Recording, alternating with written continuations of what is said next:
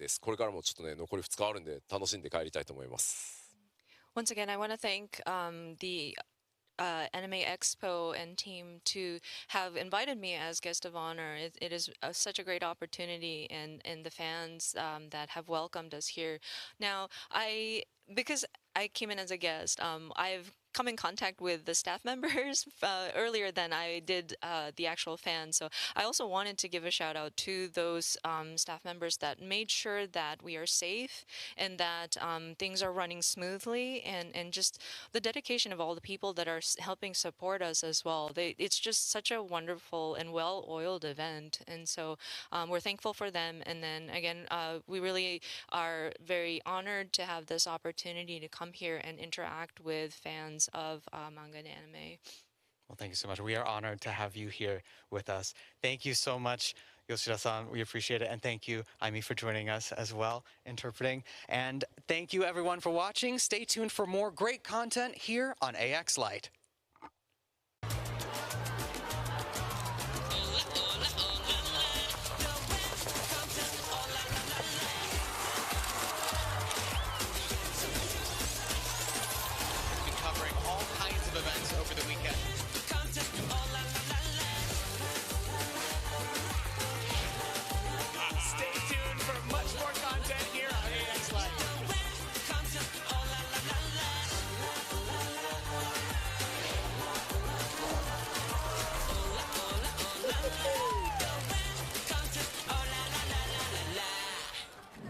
Welcome back to AX Lite. I am your host, Brandon McInnes, here with our other host. Hi. Hello, I'm Rinrin. Rinrin. Rinrin, I am still shaking from that interview. Oh my that was goodness, wild. I'm so glad you did the interview. Me too, but how like, was it? It was wild. Hey, like, what's going on, everybody? Doing Yoshi P, I'm like, shake? well, yeah, and as a huge fan of Final Fantasy, like his games, I was like, thank you for making everything. Was that Yoshi P? And That was Final Fantasy man himself. Oh yeah, right. Like so, I was really trying to keep it contained during that interview. Were you calm? Well, I think on the outside I was calm. outside? On the inside, I was like, I was freaking out a little bit. I was a little nervous. Wow, you did so good. Thank you so much. Oh my goodness. Wow. How's your But day going? supposedly, It's been pretty wild. Yeah. I have there to should be a say. Silent Hill I've F panel been going on right everywhere. now. So You've been everywhere. Tell me about it. yeah, I have while you no were busy idea doing your awesome interview. I was out exploring if they're actually the going to whole show it place. Yeah. Yeah. on the Anime Expo We Live went around, channel. South Hall, and we did a bunch of their like interactive booths and stuff. Ooh. Yeah, I almost It was can't scheduled remember for what we did 6:15 already. p.m. I'm so Eastern, overwhelmed. What did you do? and it's already I know Crunchyroll was in 6:27. there. But Yes. having worked we at went many through their anime booth conventions, too, and, like, if a went through panel this, is like, supposed to start at 6:15, tunnel and saw all that of means these, it's like, actually going to amazing start around scenic 6:45. things on their screens is so Yeah, there's like gigantic. a forest or something Yeah, in there, right? it was gigantic. You got to wait for the previous Whoa. panel You go to through the like Aniplex booth? wrap up, Yes. get everybody all out that safely, one too was all get the next screens. people It who've felt been like we lined were up waiting to get in Tunnels, like, seated, on the inside of them? get I the got guests slightly in. nauseous, just a bit, but it was like we were so immersed. So- like you can't really tell that we're actually. This in an seems anime. like What? filler when conversation you're while in they're the tunnel, like, you're, like, probably surrounded. Yeah, it maybe was just setting up Like you're surrounded. moving. for the Silent Hill Exactly, F like panel. All your peripheral vision was all moving. So together. we'll So find you out. live in an anime, Yeah. check out the Aniplex of America 20th Yeah. anniversary booth So in We'll December. find out. Yeah, lots of photo opportunities. By the way, did you dress But what's up, for the everybody? interview? Hirimi, I did. I Pogoli, went You, cool for- you Sky the yeah, Sheep, you have, Yami, like, that Tassadul, Kabi, Final Fantasy Twerky. look. Yeah, this is my slightly Final Fantasy inspired Rachel, fit today. love you. Yeah. The cool jeans. You want to stand up and There tell we us go. about? Here's Give the us a fit. little. Is there fit static check. for anyone Fit else? check. There we go. I gotta keep it in Squishy. frame though. Yeah, okay. My mic this one, might this be one. Yes, Okay, there we here, go. here. Over here. Yes. Oh, you're following. Weird. Thank you. Fancy. Yes. Nice. I like the Final Fantasy layers. stance going. Yeah. Oh. We could Wait, do are we gonna that fight together? Yeah. What's your class? I'm usually what's it called, monk. Oh, you're a monk. Yeah. What about you? In the dress. You're beating up people as a monk. Yeah, I What do really you- like what red do you do? mage. I like Red red mage. mage. Sounded like sudden Versatility. You have rain. to have I think it was the options. stream. You have Very nice. options. Yeah, the monk one is the what's it called? Pugilist first. It's Oh, the pugilist, punching. Yeah, yes. the punching one. You don't know. I actually Pugilist. punched all the things. Oh my gosh. I like that. I like that dichotomy. Let's reference the schedule a little Yeah, bit. We'll of talk Started about 2 minutes some of gone the now. things that are I coming have been up having here. weird I issues believe with my next mic. is the Guilty Gear panel.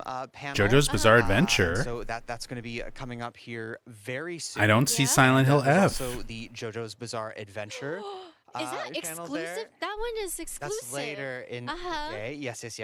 And then tonight, 7:15 Pacific time, is going to be the Leviathan exclusive premiere that will be wow. here at Anime Expo, but So also they're on the not- stream. Mm-hmm. Also on the So stream. they're not stay broadcasting tuned the for Silent that. Hill F Yep. It'll panel. be really fun. Does It'll anybody be know so cool, if and we also have Exciting. somebody interviews is Yeah. coming streaming up the as Silent well, Hill so F yeah. panel All the somewhere? amazing interviews are, we're doing all the fashion interviews today too. Because that Oh, should be going cool. on yeah, now. so we're very excited about that. That'll be fun. You'll Yeah. get to talk about outfits. and Yes, of things. course. And then we have the cosplay ones too. Oh, fun. Yes.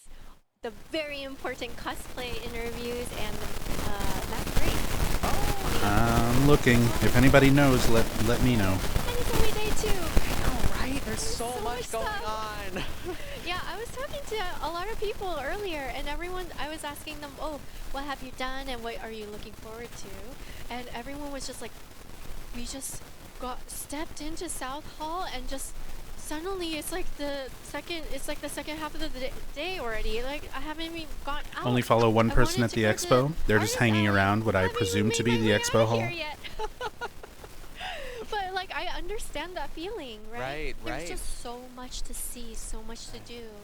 There's something for everyone here, you know? Everything, yes. Oh, it's great. So we've Yeah. got so much more content coming up here on AX Live. Yeah, Yeah. I've Don't seen some go people anywhere. who Stay are tuned. like Remember, the Guilty filming Gear panel and is making coming up videos soon, so don't go anywhere. at the alright? Silent Hill And, F stay tuned for exhibit. more content here on AX Live.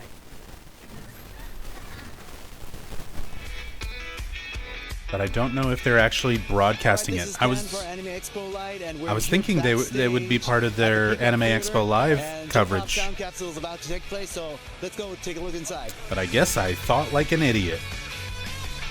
I believe that's Asterism we're here right now. Konami announced key members of the Silent Hill F team will be speaking at a guest panel during Anime Expo 2025, July 4th at 3:15 Pacific, which is 15 minutes ago.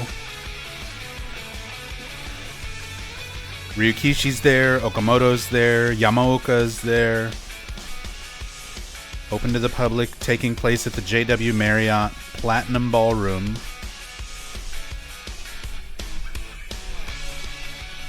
Okay, so welcome back to Anime Expo. Thank you. Yeah. But I guess So we're about to open up they're for not the actually J-pop streaming sound it. capsule. How are they The not streaming it as Amazon part of World this? Monthly returns here at Anime Expo. So how do you feel right now? 今気分どうですか? So excited. Excited? Yeah. Yeah.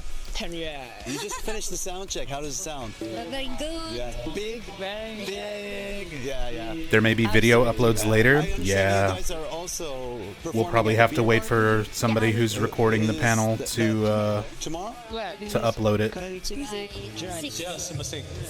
But it's not part of their actual broadcast rotation. Well, damn. Anime Expo.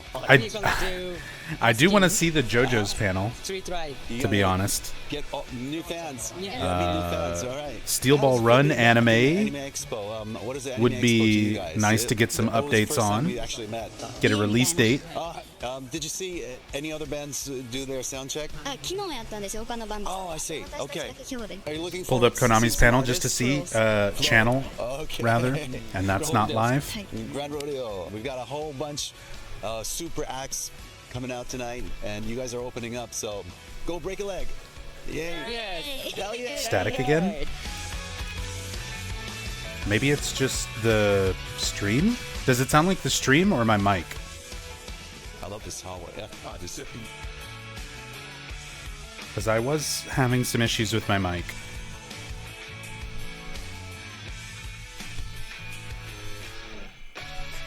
Sounded completely separate from your mic.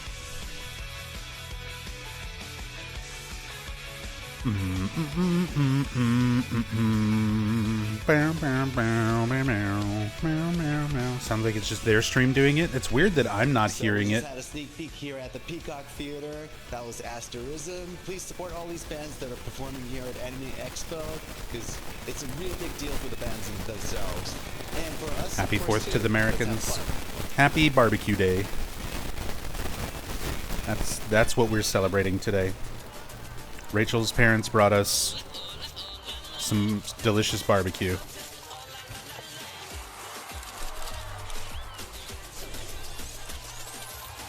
Covering all kinds of events over the weekend.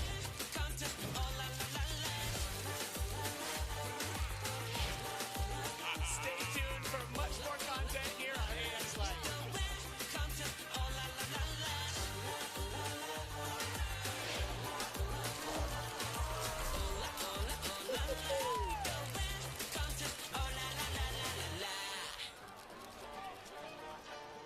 I wanna wake up in the morning with someone new. I wanna do the things they say we shouldn't do. I wanna wake up in the morning with someone new. Live life like it's a breeze and break the rules. I wanna wake up in the morning. There's so much things that has to be completed by day one, and the Barbecue fact that burgers and we hot can dogs get and it chicken done with by baked day beans one sounds great is right now. crazy enough, but we make it work. It's funny, I was originally going to do, So satisfying. I was going to cook some barbecue chicken, A lot of commitments have to be made. Of course, some people and are still then working their jobs, and of course they take the Rachel's day mom off. showed They up take that commitment. with some chopped brisket for us. So we just had sandwiches. Made some barbecue sandwich. Go into like this huge booth and event that everyone else can do, and that's kind of all you can ask for. It's been a fascinating show. For me to want to come back every year, they just keep growing. And See those growing, and big it's dudes always who were just been setting up the phenomenal. stage? I've done that before. Those are the real MVPs. Trying to set up like dealers' rooms big ass rooms like this, and then break them all down when you gotta switch stuff out or at the end of the convention. But regardless, I'm like super excited. Coming to the show each year, I just really expect to see like more things every year. I used to do this stuff for Somehow San Japan for a long time. previously, and I do not know how they do it. Coming to Anime Expo every year, man, it doesn't get old. Anime Expo is the biggest anime convention in North America. Have fun and make sure to walk around, look at people, talk to people. Just always be respectful to people that are in the community. Happy Please Don't This Lose isn't Your Spirit Fingers Day. Ball. This is We don't even have, people we that don't just really go do on the fireworks day and stuff. be inviting. This is a lot of people's first experience. Our cats get freaked out enough from explosions happening around outside. Anywhere in the world, bro, you fit here. I guarantee you. We ain't doing shit. We stay inside. We eat barbecue. It's real, so I love that dreams do come true. Anime is alive, bro, and it's alive in all of us, so I'm just so grateful to be here. $5. There's a Silent Hill F booth at SDCC, San Diego Comic-Con, later this month. I mean, it would be on the schedule by now. They can't really sneak stuff in like last minute. When you see all the books set up, when you see all the merchandise set up, it's so satisfying. For Anime Expo, I've been here. I think this is my 4th year, and every year my schedule just keeps Mainly getting interested busier in and any busier. exclusive panels and events, but overall it's probably a ton of stuff that's getting you tempted to spend even more money beyond what you spend to attend, be it at the expo or in the future. Hard work and sweat. AX generally isn't worth. Like this huge booth and event Yeah. that Really only want to go to a Monster Palooza at some point? Same. effort that goes into it, but you do. Like other people I'd love to go to do, some more and horror that's kind of- conventions and stuff like Monster Palooza. Expo to me, it's been a I'd like to go to some more fascinating anime show. You know, I want to conventions. come It was a back every big part of my year. life for a And they very just keep long growing time. and growing, and it's always just been phenomenal. And I haven't been to an anime con now in a long ass time. 6 years? Day -1, we are almost done. Day 0, all the new volunteers are gonna come. I think There 6 is years ago. so I'm much afraid more it's been 9 work. years. Here during day -2, really much a blank. I think 6 years ago was my last day in Japan. Have to be made. Of course, some people are still working their jobs, and of course, they take the day off. They take that commitment. There's so much things that has to be completed by day 1. Was that when you had to push around the drunk person? Yes, that was when we had to take the drunk guy, get him a wheelchair, and get him back to his room. Yep. Another day in the life of night events manager. But honestly, that's the rush that keeps us going. Just getting ready for Anime Expo.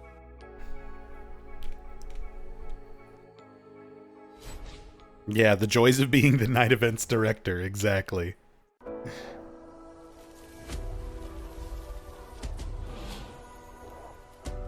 Was Booth still around at that point? No, Booth wasn't there. Booth was not there.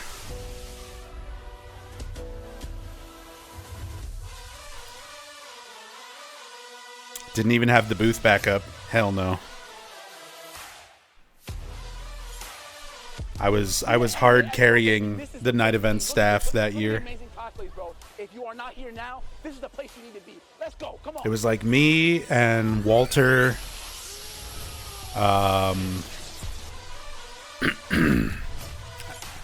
think Cheese was still there.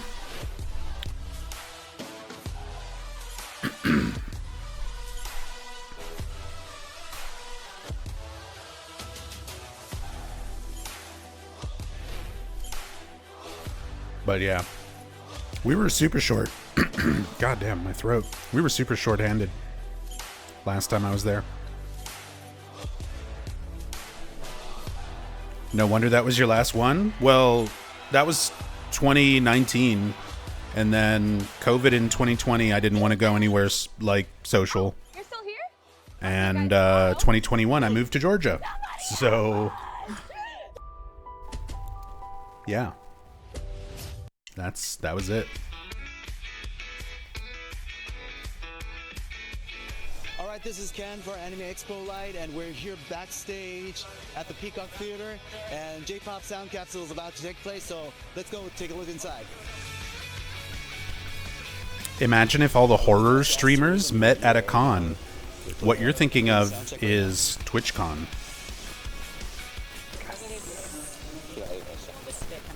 Hang on. Sound check right now.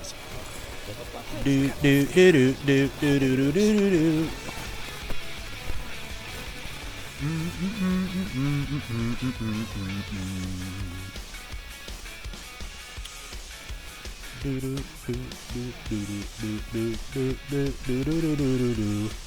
I might get in trouble if I show some of these pictures. So, welcome back to Anime Expo. Thank you. So you're about to open up for the J-Pop Sound Capsule. The Anisong World Matsuri returns here at Anime Expo. So how do you feel right now? So excited. Excited? Yeah. You just finished the sound check. How does it sound? Look at these handsome devils. Big. Yeah. Absolutely. I understand you guys are also. Look at these gentlemans. This is after I beat the shit out of Bakbasu for making fun of me when I told him Code Veronica was my favorite Resident Evil. Beer Garden too as well, so come check them out if you don't see them here. So what are you looking forward after Anime Expo? We're gonna do basking. You can see clearly I won the fight. Look at that short hair. All right. How does it feel being back in Anime Expo? What is the Anime Expo to you guys? But yeah, that's me and Bach. We actually met. Did you see any other bands do? By the way, that's not real. Oh, I see. Okay. Bach got drunk and was walking to the main building, Grand Rodeo. We've got a and super acts. He fell and you guys are opening up, into a construction site. I thought that was when the Uber dropped his ass off. I mean, the Uber dropped him off at the wrong place, but I'm pretty sure he was also drunk. And he fell into a, like a big construction pit. So that's why his face is all fucked up. 2019? Yeah, this was 2019.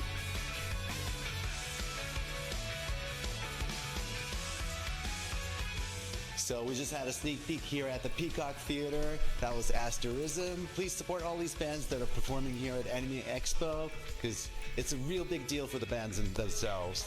And for us, of course, too. Let's have fun. Let's see.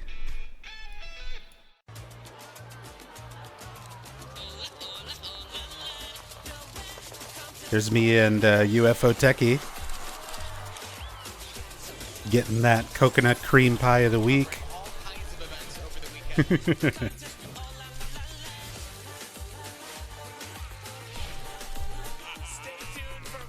What's up, Ambu? Yeah, he fell. Techie also had a really good story from that TwitchCon. Because Techie was running Silent Hill Homecoming at Games Done Quick X, GDQX. Sorry, I got distracted by JoJo's music.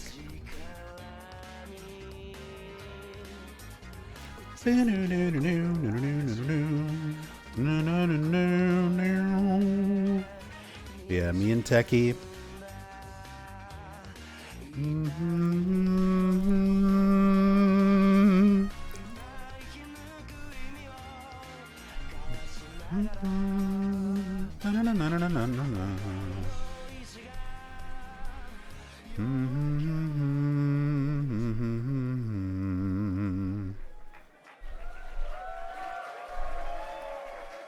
Guilty Gear panel. Oh. Hello, hello. This was a different event because my hair is shorter. I think this was Games Done Quick. To discuss the amazing collaboration between Guilty Gear Strive January and 2019. Cyberpunk Edge Runners. More specifically, Yes, Lucy yes, that was Games Done joining Quick. Guilty Gear Strive. January 2019. Me and Maxi Lobes drinking some tea at the airport Guilty Gear Strive's producer, because I actually had to get a last-minute flight back home, and Maxi, being the best person in the world, helped pay for my flight back home. Because it was like stupid expensive. Here with CD Projekt Red's Japan country manager Satoru Homa. So this was us chilling in the airport before our flights, Yeah, I'm glad to be here. drinking some tea, Awesome. having Thank you breakfast. guys so much for being here. So, as we know, Guilty Gear, especially Strive, has exploded Good dude. over the past several years. I think the past 5 years. to Maxi becoming a real is household the name best. between Strive, Guilty Gear Dual Rulers. I just look across this crowd. I see a ton of Guilty Gear cosplayers. I think I see an Answer over here. No? Nope, that's embarrassing. I'll find someone I know. This Okay, was Faust. GDQ Yeah, there we go. Thank God. 2020. I also see Happy Chaos and Jacko right there. Yeah, Jacko, Happy Chaos. Seeing Kai Maxi was running Fatal Frame. over there. I see two. So there's me and Ecdysis and Enigma on the couch Lucy or David? with Rachel's Great to have fun. Yeah, thank you for coming. Golden Girls backpack So, in my lap, Guilty Gear becoming a household name, and with which Cyberpunk we wound up Edge making a Runners joke having about during the exploded when stream, it hit the scene on during the run. Netflix. How did you guys start to decide to pursue the idea of adding guest characters to Guilty Gear Strive? So yeah, I think I kind of say this at somewhere else, but first time I approached to CD Projekt Red. Guilty Gear. About collaboration for They're doing Witcher 3. a Cyberpunk crossover. by There's going to be lead Cyberpunk designer characters in in Guilty Gear the Strive. Witcher series, and that's how I got into talk to Homa-san right here, and we did several discussion, and it was kind of your idea? Maxie's cool, but he always streams so late for me, Eastern time. Rarely catch him online. Hey, that's Right, yeah. the Well, I nature of guess, live streams. First of all, I think everyone knows Ken here, but probably Streamers got to stream on their schedule. let me You introduce can't myself a you little can't more. please everybody. I'm Satoru, Japan You can't country make every manager time zone work. CDPR. I'm also one of the producers of Cyberpunk Edgerunners, and I just want to make Yeah, and this Maxie's in West advance Coast, that so we have just announced Edgerunners 2. that time right difference, a I know. moment ago. Thank you very much.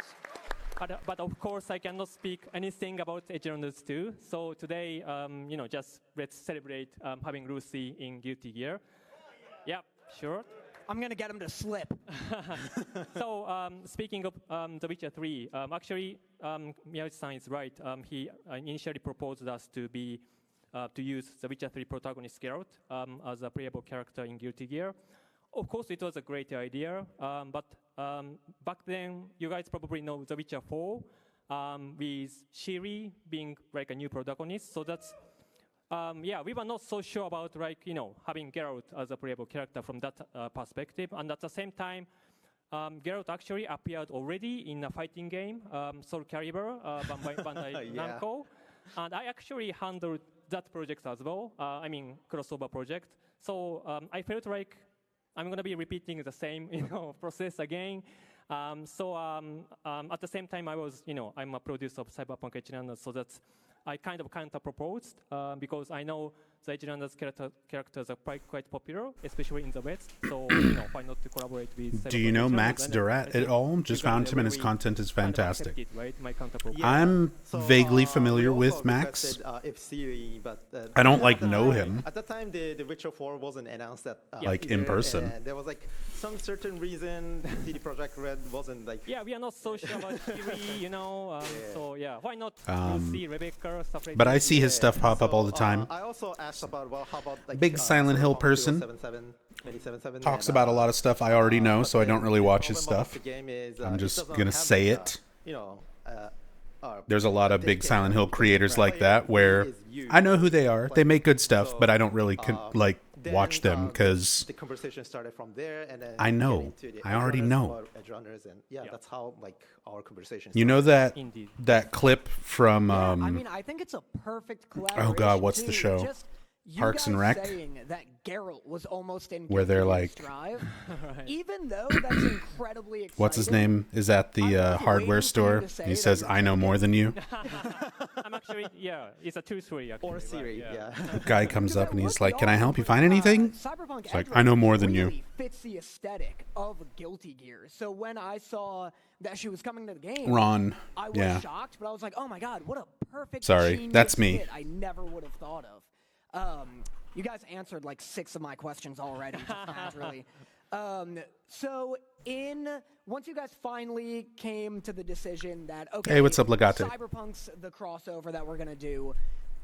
Why? Did you know Silent Hill is based off the real life town of Centralia, Pennsylvania? I did. Are you serious? I learned that from my favorite Silent Hill YouTuber, Illuminati. We actually had the same discussion with Homo-san. If we are to bring one character from Edgerunners, it could be either David, Lucy, or maybe Rebecca. And there was a long discussion, even internally, before we actually go to discuss with Homo-san, we were thinking. That's sarcasm, by the way. A best fit, and who were in the last Edgerunners panel? Oh, thank okay. you. Thank so you you guys heard of the conversations, right? And you are already aware of the Edgerunners story, right? Yeah. So the David's life is already packaged in Edgerunners, right? You're doing a great job at tiptoeing around. Yeah. He's just completed in that series, so I was also thinking about Rebecca would be cool, but she was also completed. Yeah. And also, Rebecca is kind of she's more gun-oriented character, right? So using guns instead of melee actions or so Rebecca doesn't do quick hacks. So I guess Lucy, since for example she has. Hey, did you know that James was actually a janitor or something else strange that wasn't a fully formed thought? Yeah. All in all, I think she was naturally like more interesting, like versatile I learned that from my with favorite fighting. Silent Hill Yeah, Twitter so, vulture. Yeah, I did the conversation with battle designers, Rachel and, Ashman. doing Lucy would be a very Did you know the whole game is actually about the Brookhaven hospital director? have her. Even though most likely there were multiple hospital directors, just like there were multiple wardens of the prison? So that's how. I mean, it was decided, around since 1810. take a look into But Lucy that one specific one, if she's going to. everything's about him. By the way, this is Because probably he's the first voiced time by we are Luke speaking in Roberts. English, right? So, I we feel usually super weird talk actually. each other Yeah. in Japanese. Yeah, so. but I hope we are. And sometimes he whispers unintelligible things. Thank you. Thank you. So it must be true. So this is the I mean, first time that somebody's Guilty Gear as an got IP more than has 10,000 ever Twitter had a followers and guest said that. character. Guilty Gear has Did you know guest James is Walter character Sullivan? in Did you other know series. James and Viking Walter was a Sullivan are samurai showdown a little brothers? bit ago. And Frank I got Sunderland one was very sad actually quiet Walter's move father? from the only samurai showdown Here's two fan. pictures comparing the height difference between Feel that this Walter Sullivan's dad and Frank Sunderland. That was a real post I saw on the Silent Hill subreddit that made me want to gouge out my eyes. Well, it's kind of hard to say it changed because we still haven't released Lucy yet, as you know. But I see a lot of like. These people should be spending more time on the real questions. What do the buttons on Mira's control station do? These people should play the fucking games more. So yeah, I don't know. I'm just If gonna there is a say chance what and, needs to if be there's said. opportunity They should play the fucking games great, more, then, pay definitely, attention another to the things that are like maybe, in the actual I don't know, memos, asking a character from and the also others too. read developer interviews. There's a lot of them out there. They're very well organized and easy to access through sites like SilentHillMemories.net. Please free to propose us. It's a nice way to figure out developer intentions. And so, I want to And get creator commentary. The CD Projekt Red side of things. It's so interesting to me, and I'm kind of adapting. But a this lot on of the those fly, 'cause I'm theories still come from reeling people who are from just hearing in their that own little was the worlds. first pick. How has the reception been around Lucy as a character since Cyberpunk Edgerunners dropped? And Their own little worlds with their own little CD echo Projekt Red, chambers. Was it this kind of like, oh, Lucy's the perfect choice for this game, or were you like, oh, maybe this, maybe that, maybe? Well, to be honest, I think we always think about David because he's obviously a protagonist. There was also a real one about circumcision. Oh yeah, that was Silent Hill 4. There's tons of videos on that. Just watch Justin Wang, appropriate YouTuber name, but Justin Wang's video is a really good breakdown of the whole history of the former Silent Hill wiki admin Alex Shepard, who was anti-circumcision, which is fine. That's whatever. If that's your personal stance against it and you think it's genital mutilation, I would even agree with some of those points, but it has nothing to do with Silent Hill 4. And instead, that Alex Shepard guy went nuts on the Silent Hill wiki and altered a bunch of articles and pages to all be talking about the horrible injustice of genital mutilation and circumcision and how it ties into Walter Sullivan and blah, blah, blah. There's no basis for it. You guys are choosing your It's not woos at information strange times. that needs to be on the Silent Hill wiki. If that's his personal headcanon and his political stance or moral stance against it or whatever, that's fine. That But leads into the next question. that's not And information something for a I've been wiki kind of page. Wondering about as you talk more about the gameplay side of things, how much Justin Wang covered this. How much does Yep. CD Projekt Red actually influence the gameplay? Let me of get you a link. Because you've been talking a lot about oh well, David would be a great fighter and this and that. I assume a lot of people assume that you kind of just sold Arc System Works the character. Right. So first of all, we are not specialists in fighting games genre for sure. So and actually, There you go. I think this was also the issue with Lucy, but we don't really have so many fighting scenes in the show. I mean, Lucy Covers the whole history of it very well. Combat abilities a lot in the show, so I think we needed to be very creative in terms of like what kind of moves Lucy should be performing in the game. And since I mentioned we are not all for speculation about how deep certain info goes. It's what we're all doing, but the real truth is not that the info they're sharing is too deep. It's that they themselves aren't digging that deep to know if what they're saying has any merit. It's not even necessarily that temporal fry. A lot of times, there's a lot of Silent Hill creators who are completely self-aware, and they know that what they're saying is bullshit. But saying bullshit gets clicks. It gets views. It's why those videos get so popular, because there's a lot of people watching and commenting about how wrong they are, which feeds the video into the algorithms and gets them more views. It gets them Reddit upvotes. It gets them Twitter followers. They're aware. They know what they're doing. It's on purpose. They spread misinformation on purpose. They skew and sort of cherry pick what they show and talk about specifically for that reason. And that's how we started. And we did a lot of the how to say, the image boards, and then showed to Homa-san, this is how we plan she fights. Not everybody. And, some people are kind of, like I said, they're dealing with their own Silent Hill-esque delusions and headcanons. And they're just trying to share what they believe with others. And I've at least got a little bit more respect for that, but only when they are presented as theories. Yeah, and actually, I don't like the people who are so far up their own ass that they treat their own theories like canon, even when it goes directly against things developers have said. If it's like written, text, like move, like okay, Lucy is gonna be, I don't know. People like Rachel Ashman who argue with other fans, argue with developers on like social media, like Twitter, picking fights with Ito, telling other people that they're stupid if they disagree. Like, that's the stuff that I hate. Yeah. Speaking of sketches, there's I can't stand people like that.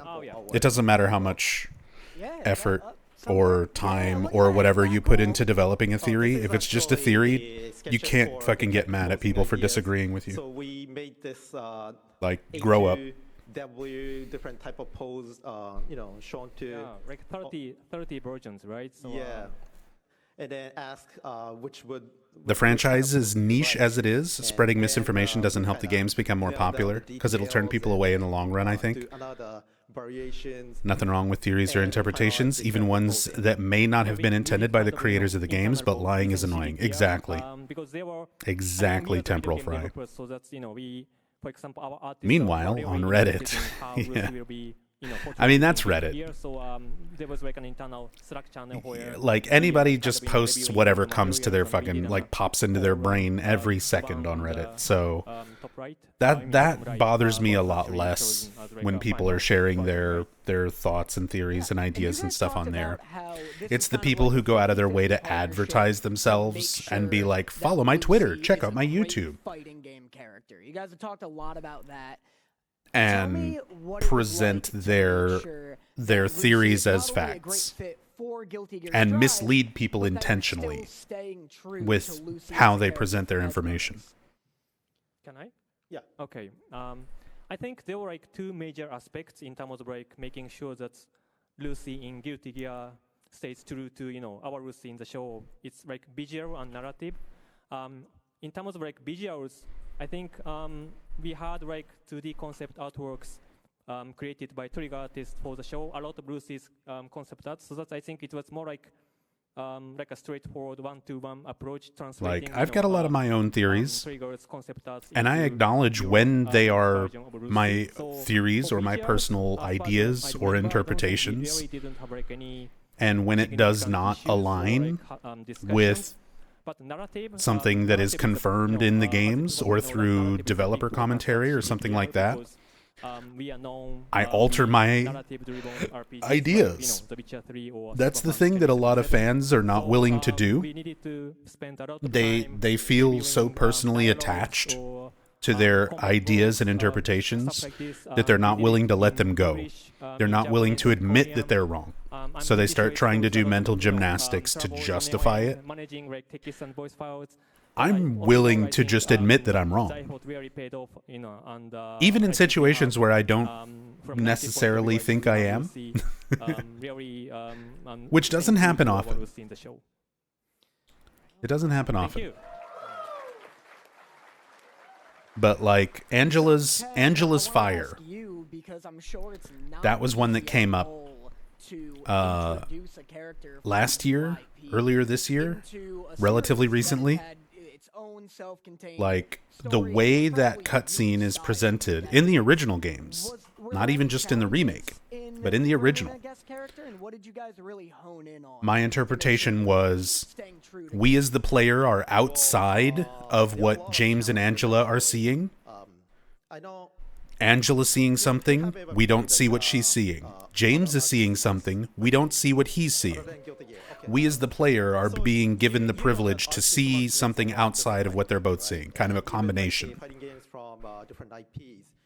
James says it's hot as hell in here. He doesn't say, holy shit, the stairs are on fire. He doesn't say, oh my god, the building is burning down. He just comments on the heat. And Angela makes that assumption of like, oh, you see it too. For me, it's always like this, right? But then Owaku and Ito commented on that, and let me see if I can find that. That's how we kind of like started, and trying to learn that and putting into like how it will fit with the Guilty Gear. We're done with Anime Expo. Sorry, they're not showing Silent Hill F. That was the whole reason I had Anime Expo pulled up.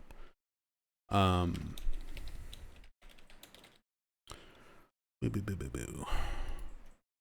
Boo boo boo boo boo boo boo boo boo. So yeah, somebody asked Masahiro Ito directly a question in this scene. James sees the fire or just feels it because he asks that it is very hot in this place. Masahiro Ito replied, we see the situation by James's perspective.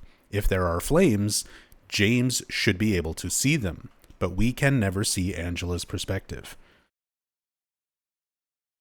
And then Ito also followed that up with, that was my reply about the OG at least, because the person who originally asked him had a screenshot from the remake. Ito was giving his response based on what he thought of the original. That was my reply about the OG at least. This is from a walkthrough manual for the OG. It's not a direct answer for his post, but the writer, Owaku, answered to the Angela's cutscene. If your smartphone OS is Android, Google Photo app can translate this into your language. And basically it says, James cannot interfere with Angela because Silent Hill for James and Silent Hill for Angela are fundamentally different worlds. In Angela's version of the world, there might not have been any flames, and Angela's body might not have been burning, which would have been what Owaku's statement in that guide was. So, Ito and Owaku completely shut down the way I perceived that scene based on context. To me, it makes much more sense that the player is not seeing things from James or Angela's perspective, that we're seeing things from an outside perspective of those two. That Angela is seeing flames, that James is not seeing them but is feeling the heat from them. And the two are sort of not quite seeing each other's perceptions of reality, but they're experiencing enough of it to try to communicate that to each other. Based on the way their dialogue is, based on the way the scene is shot, based on what we see as a player. That was my conclusion. Ito says, you're seeing it from James's perspective. If you see fire, James sees fire. Completely shuts down my idea. I don't agree with that. That goes against my personal theory. But if I'm ever going to talk about this scene in future playthroughs, story playthroughs, iceberg videos, whatever, I'm going to include this information from the developers because that is more important than my theory. Even if I disagree. And that's what a lot of fans have difficulty with.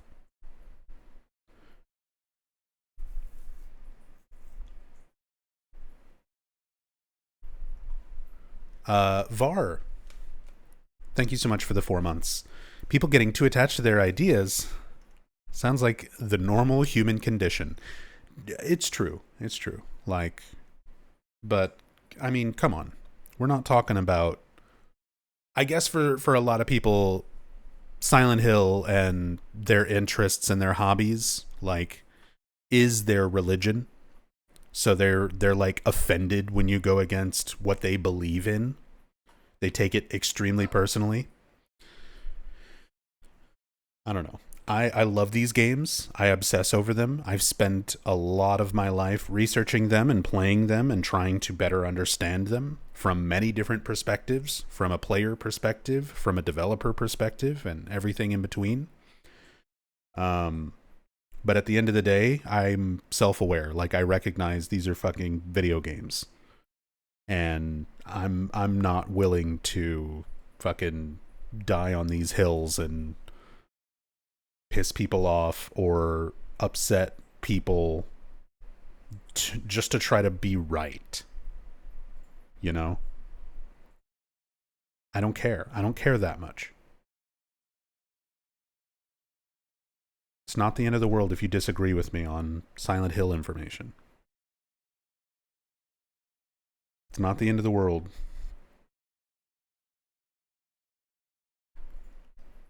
Does James have cold breath with Eddie in the remake or the OG? No, the cold breath was something exclusively added for the remake. I theorized on Eddie's Otherworld being cold, based strictly on the boss fight room with Eddie. Back before the remake was a thing. It's something that I theorized, and it's something that a lot of other fans theorized. And here's the thing, Bloober Team are also fans. And they are fans who did a lot of research into other fan theories and interpretations, and specifically included them in the remake. A lot of things are in the remake because they were popular fan theories for the last 20 plus years. That's why they try to emphasize those things, like Eddie's world being cold.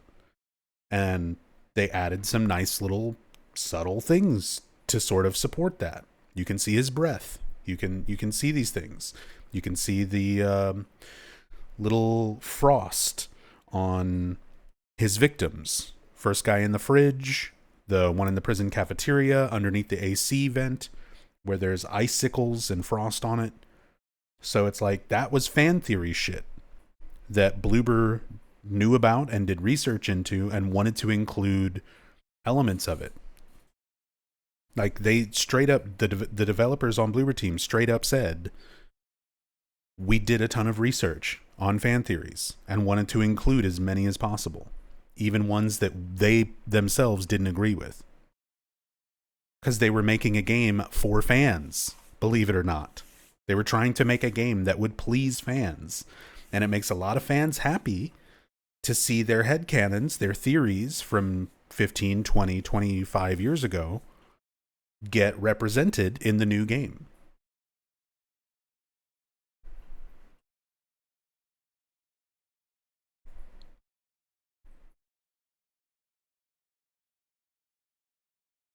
Video games, man. Exactly, No Limit Break.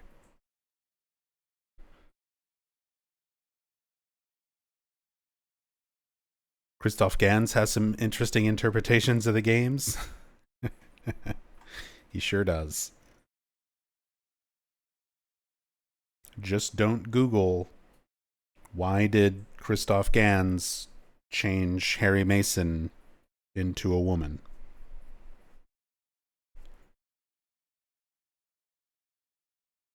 I wish I could find the French interview with Gans. It was from before the Silent Hill movie.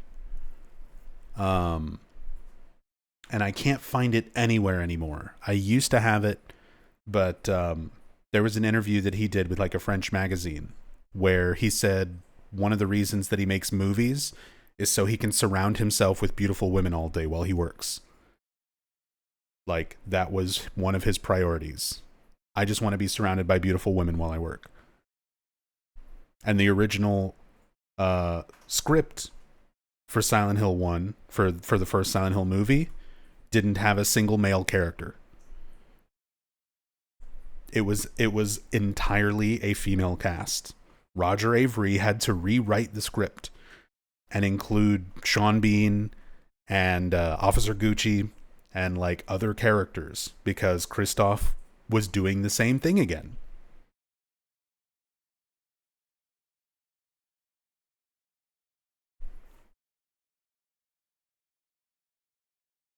But I don't have that. I don't have that interview saved, unfortunately. And the last few times where I've tried to look it up, I can't find it.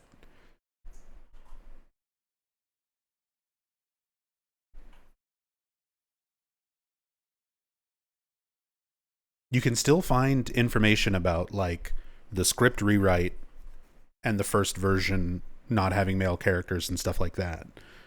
But I can't find that original interview with Gans where he was talking about just wanting to be surrounded by beautiful women all the time.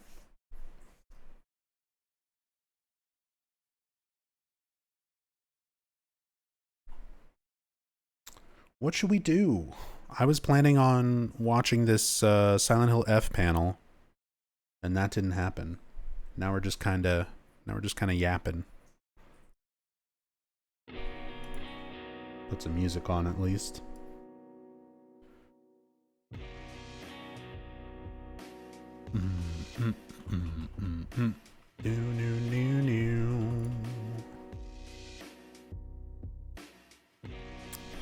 Oh, you updated title and category at least? What are we even on right now? Just chatting? Could play Dead by Daylight as killer. I'm not feeling DBD today. It's too hot. I'm too sweaty.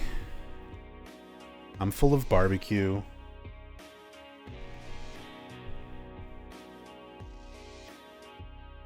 Barbecue and chili.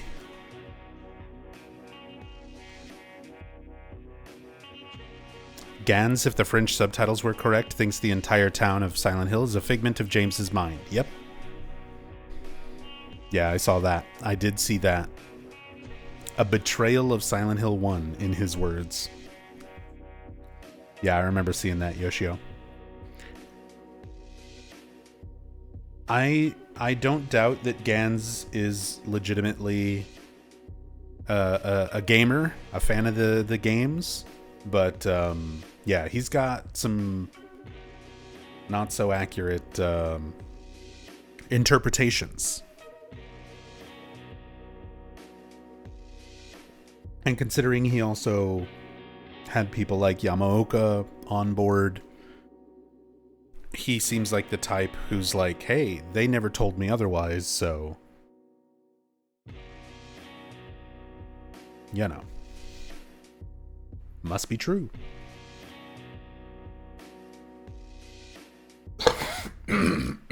Oh god, I'm dying. Sorry.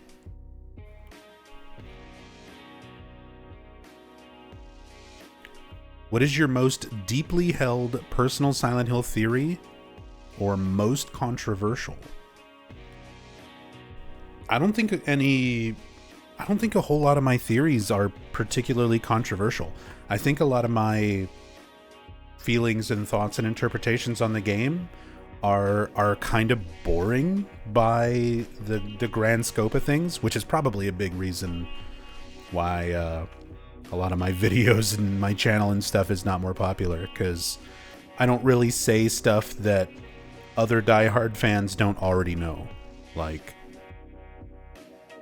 if you're already a fan who goes beyond what's in the games and you read some supplementary material and you read like developer interviews and stuff like that, then you probably already know and understand a lot of what I talk about. and what I present when I'm talking about the games and stuff. So, yeah, not really anything like that. And again, I don't hold any theories or things like that, interpretations that closely to my heart, where I'm just like, I'm unwilling to change my views on this. For a long time, for example, one of the recent ones, I've been putting together the Silent Hill 1 Iceberg video, and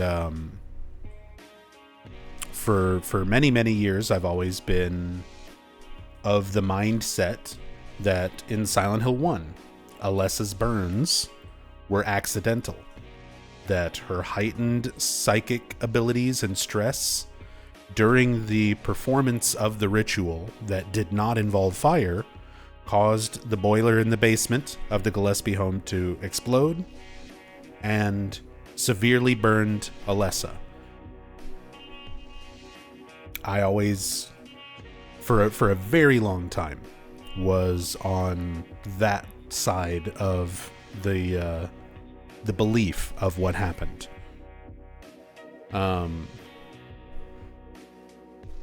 You even have a note that is in Silent Hill 1. It's missing because of a glitch in the North American release, but in the PAL version and in the Japanese version of Silent Hill 1, the note is there where the boiler explodes. Like, there's a note about the boiler explosion and everything like that. So the opposite side of that theory is that the burning of Alessa was intentional, was part of the god impregnation process, and the boiler note was a cover-up to show that the police and the detectives and things like that were being influenced by the cult or people like Michael Kaufman to keep everything hush-hush. And reviewing Dahlia's dialogue in the process of making the Silent Hill 1 Iceberg video, I've changed my mind. I think that the burns and Alessa's being burned was an intentional part of the process. Maybe not of the ritual itself, but Dahlia straight up says that the pain and suffering is part of the process for the god to grow. That it's a necessary step. Like, Dahlia says it in the endings. In certain endings. And the ritual itself could be just painful in other ways. But it seems to me like the burning was an intentional part of it. It wasn't accidental. And that Dahlia underestimated Alessa's abilities. What the only thing that Dahlia was not anticipating was how Alessa was able to split her soul. Like, she did not think that Alessa had that ability, and that she would use it to intentionally stall or delay Dahlia's plan. This is again supported by dialogue that's in the game. When you use the Flauros, or when the Flauros activates in the amusement park, and Dahlia shows up and starts talking to Alessa's projection, which at that point is the other half of her soul. That is what Cheryl becomes when you show up to the town. When Harry shows up, Cheryl becomes an aspect of Alessa, allowing Alessa to project herself around in a more physical form. So that form of Alessa wearing the dress that doesn't have any burns on her, that is Cheryl. That is the other half of Alessa's soul that she is manipulating. And Dahlia comes out and starts having a conversation with her and straight up says, "I underestimated you." She says that she underestimated Alessa. She didn't think that Alessa would have that ability and have the will to go through with a plan to try to stop her mother.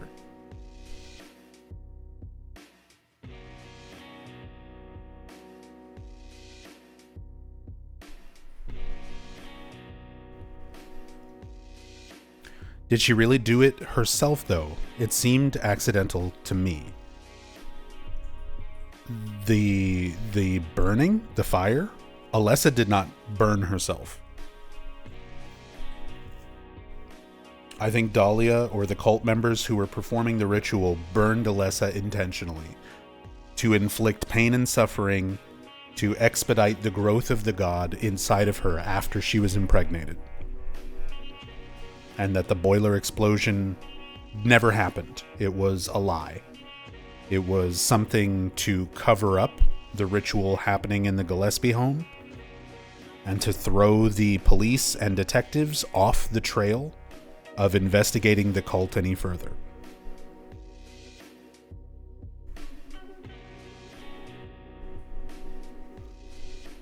Now, I will say, because a lot of people kind of argue this fact, I still don't like Silent Hill Origins.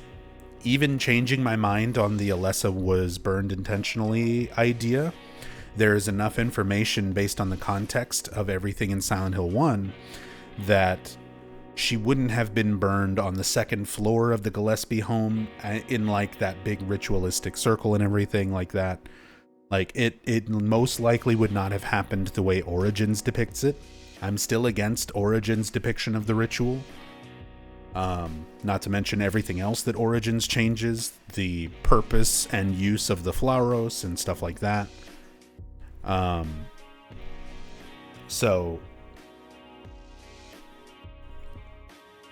that's still something that I disagree with. But the story for Origins had to be completely rewritten in a week.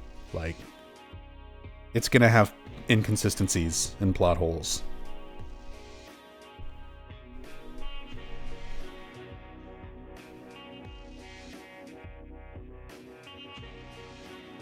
These are merely stalling tactics. Yep, exactly.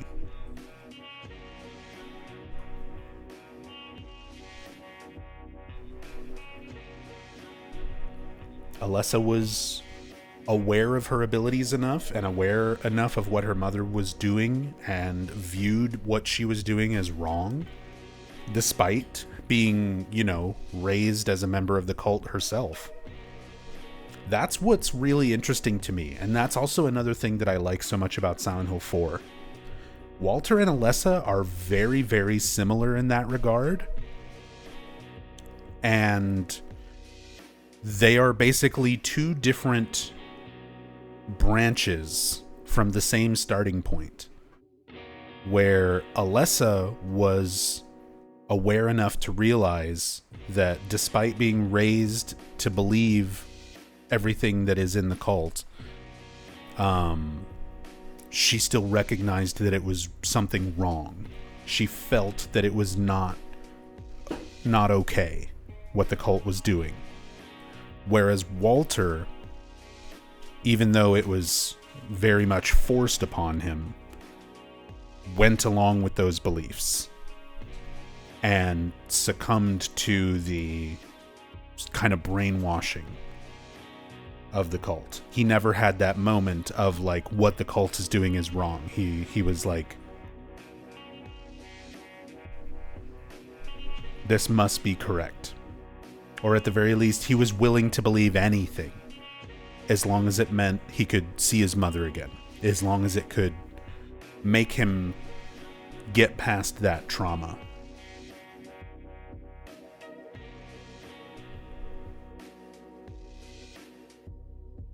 Who is Alessa's father? It's Alessa, yeah. So many people spell her name wrong. So many people type out Alyssa. But yeah, Alessa's father is completely unnamed, unknown. She might not even be blood related to Dahlia Gillespie. which is also sort of hinted at with Silent Hill 4. The fact that they have an entire water prison and orphanage and everything for kind of cultivating young, new cult members, potentially with psychic abilities.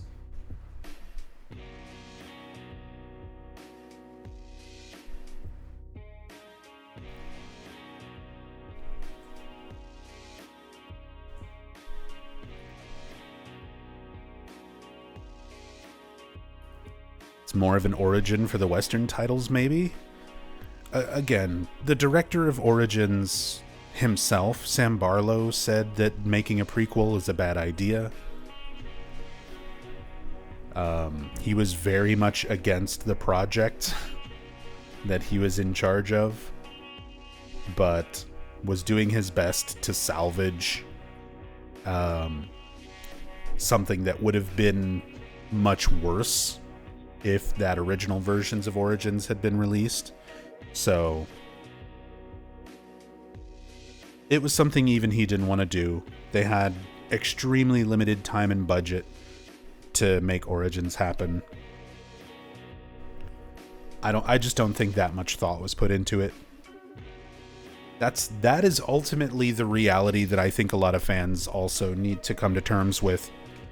We as fans have the luxury of seeing a finished product and having as much time as we are allowing ourselves to delve into it and find meaning in it.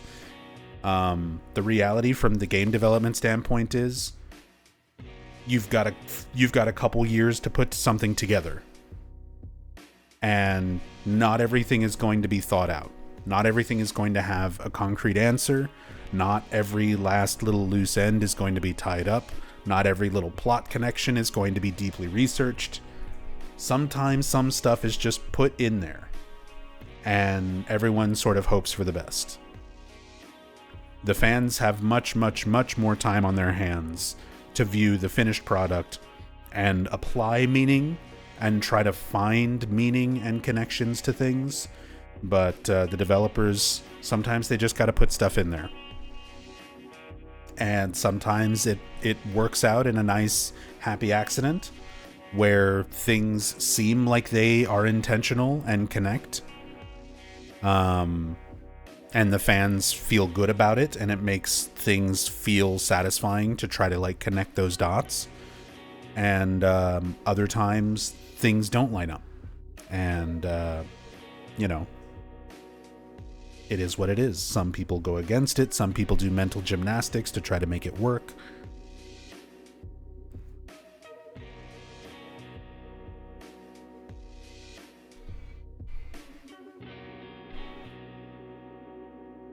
Seems really counterintuitive to take something like Silent Hill that thrives on keeping us in the dark and make a prequel that tries to explain the origins of it all. I agree. I think Origins would have been much better suited to be about Travis and the origins of the town or the cult at that time period, rather than focusing specifically on Alessa and her ritual and things like that. Like, you could have made the game much, much more focused on Travis, removed all of the Alessa stuff, and introduced just new characters that are other cult members, other people who were involved with what was going on in the town, and treat it more like an origin story for kind of that era of the town and the cult and Travis himself. All the Alessa stuff did not need to be in Origins at all. It didn't need to be a prequel to Silent Hill 1.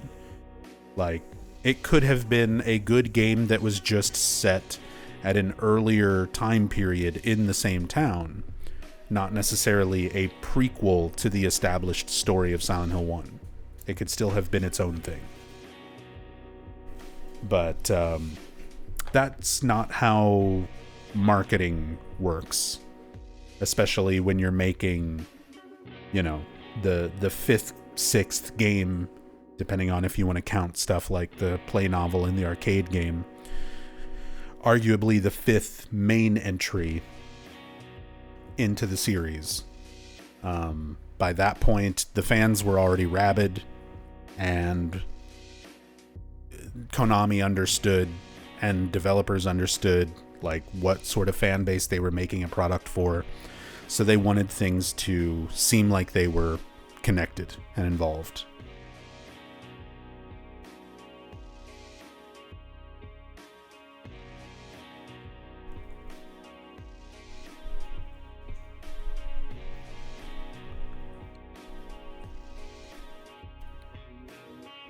Hi Nub, sorry about spamming a question. Were you spamming a question? I didn't even notice. I'm usually so focused on playing the game and trying to find stuff with the cam hack, and then I'll glance over at chat every couple of minutes and try to answer what I can answer. But yeah, it's fine.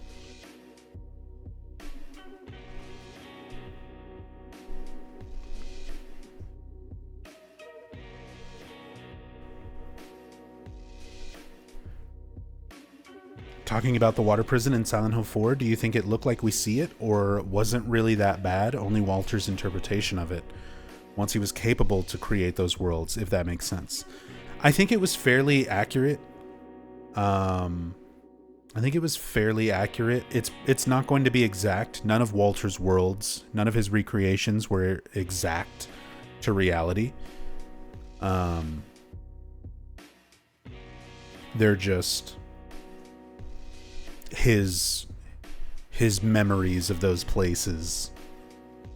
So I think the water prison itself was still a pretty horrible place. I think a lot of what we're told about it is pretty accurate. Throwing kids in there, leaving them locked up until they either read the rituals and get with the program, or let them rot in their cells. I think a lot of it was probably pretty realistically accurate.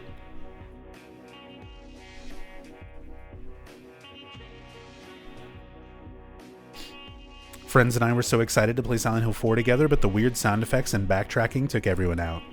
I did finish it though. Yeah, Silent Hill 4 is really rough around the edges.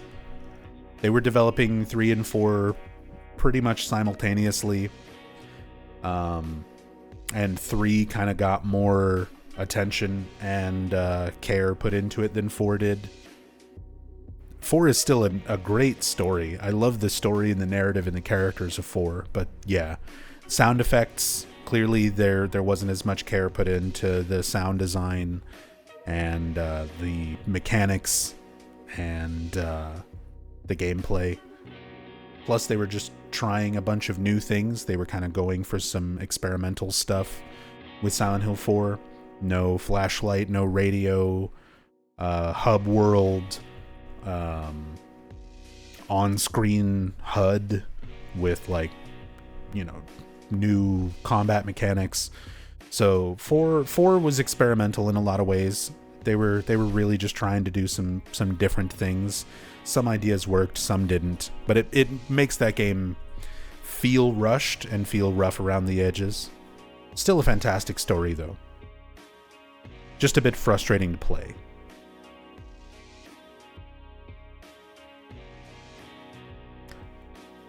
Hey Dating, did the panel air already? We didn't get a panel.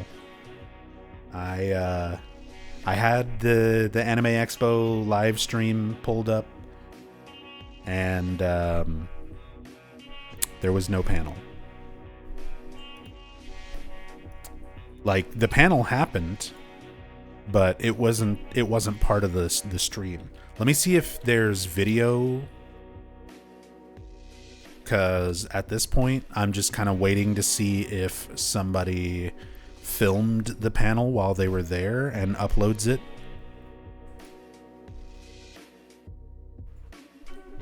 Yeah, it doesn't look like it.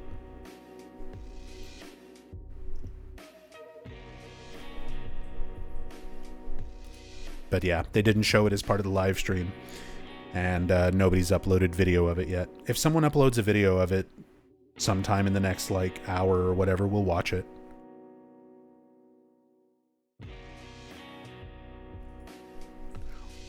Mousetrap, you said curious for your top 3 finds in the Cam Hack playthrough. The HD Collection Comic Sans Silent Hill Ranch sign in the barn on the walk into town at the very beginning. The VHS copies of Crusher Dan and Shoot in a couple places. They're in the house where you get the wooden plank, and they're also in the nurse's office in Brookhaven, sitting on a shelf. So the VHS copies of Crusher Dan and Shoot, nice deep cut Silent Hill 1 reference there. Just hidden in the environments that you can only see with Cam Hack. And Eddie's ice cream bucket. The nutrition facts on Eddie's ice cream bucket, mentioning daily recommended nutritional facts for a gutless fatso and things like that. Those have been my favorite things that I found so far. Those are my top 3.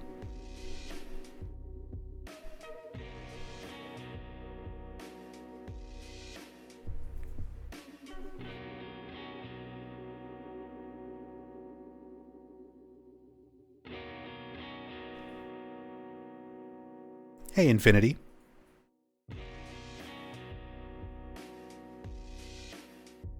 You do a fucking phenomenal job, just for the record. Were you talking to me, or was that in response to someone else in chat? Also, not for nothing, but did you ever watch Pulse? Cairo. I have. I haven't watched it in a long time, though. Did we ever do that one for movie night back when I used to do movie nights a million years ago? Because we did a bunch of Japanese horror one week. We watched a bunch of J-horror. We did, I know we did Suicide Club, because that's like one of my absolute favorite J-horror films. But like 2016, 2017, I used to do movie nights with our community, with our viewers, and we would just watch random movies. But we did a bunch of J-horror one week, and I thought we watched Pulse as part of that. So that might have been around, that's around the last time I would have watched it, was like 2016, 2017.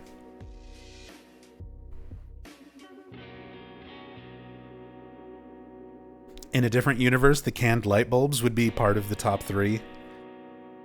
I mean, it's entirely possible that it's still something that's in the game somewhere and I just missed it. Or haven't come across it yet. But the more I started thinking about it, the more I started realizing dipping the damn light bulb into the red paint can is probably it. That's probably it. Even though you never get to see it. You never physically see a bulb in a can.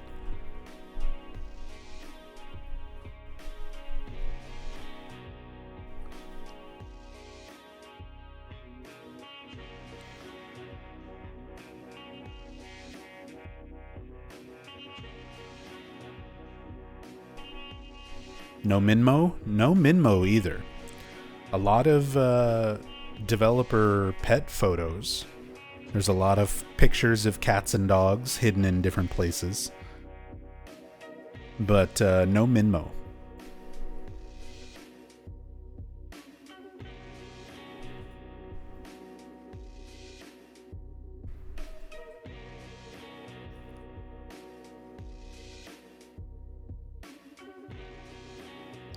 Like the ice cream one, didn't see or know that one. Yeah, the ice cream was a great discovery. It's something that other fans apparently, like, everything's already been data mined and found by everybody. For the most part, with games, there's very little like original discovery to be made in games these days, because yeah, people tear them apart and data mine stuff so instantly when they come out. but for me to find that, not knowing about it already, and see the little gutless fatso thing on Eddie's ice cream bucket, that was a lot of fun. That was a lot of fun to find.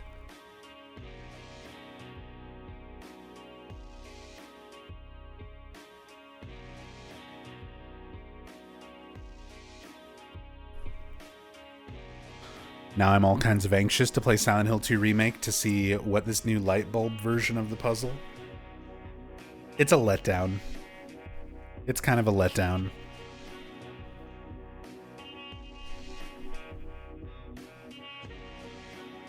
Especially because they did kind of what the prison did as well, where they combine multiple puzzles into one.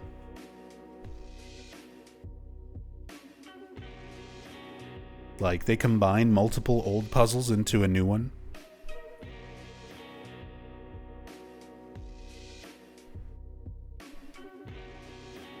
Because they basically just put together the briefcase puzzle in the hotel and the light bulb puzzle from the hotel and combine them into one.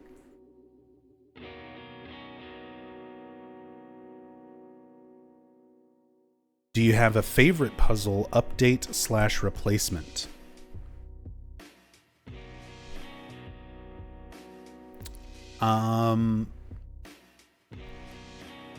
In terms of replacements, I would honestly say the apartments is probably the strongest area of puzzles, like new stuff that I really liked.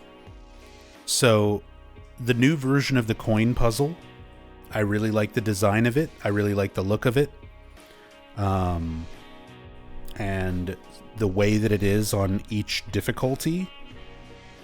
And utilizing both sides of the coins, which was a thing for the original Silent Hill 2 extra riddle difficulty.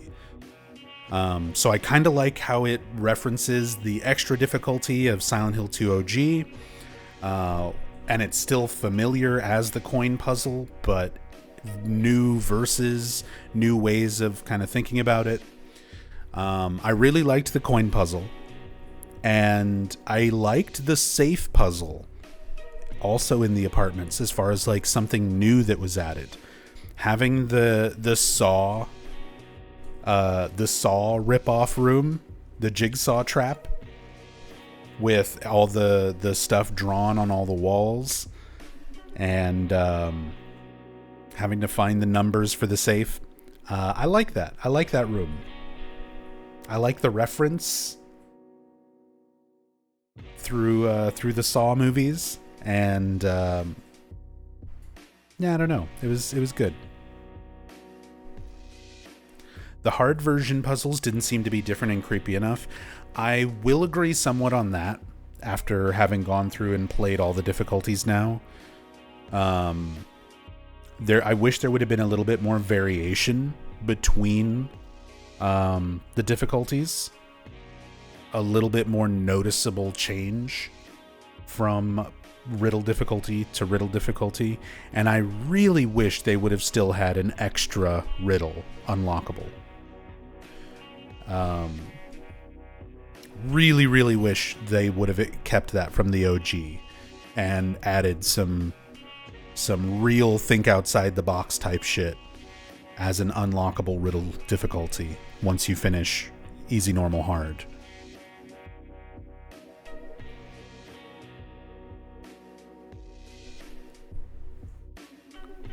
The solutions were the same too for some things. Some puzzles, the solutions just stay the same regardless of what difficulty you're on. Just your clues for finding the answer are different. Some puzzles are different. Some solutions for certain things are completely different depending on your difficulty. So it's kind of half and half.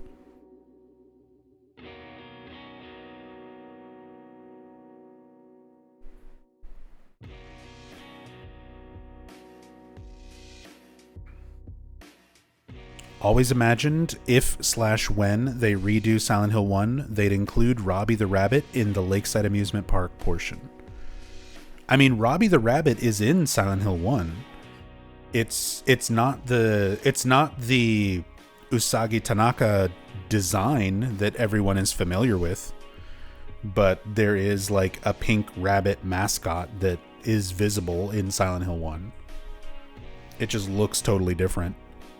And you never see like a mascot costume, if that's what you mean. Like, you don't see it like laying around the amusement park. You just see it on some of the signs and textures and things.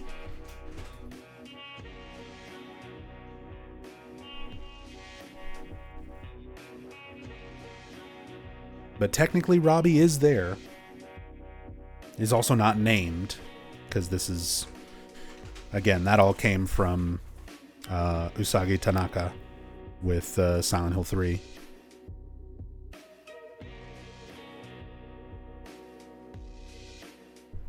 Give us all 4 mascots this time? Yes. In costume. I want to see some bloody Huey the Horse costumes laying around Lakeside in Silent Hill 3 Remake or Silent Hill 1 Remake. I want to see bloody Huey the Horse laying around. I want to see bloody Dawn the Duck laying around. I want to see bloody Kathy the Kitty. I would love to see more acknowledgement of the other mascots.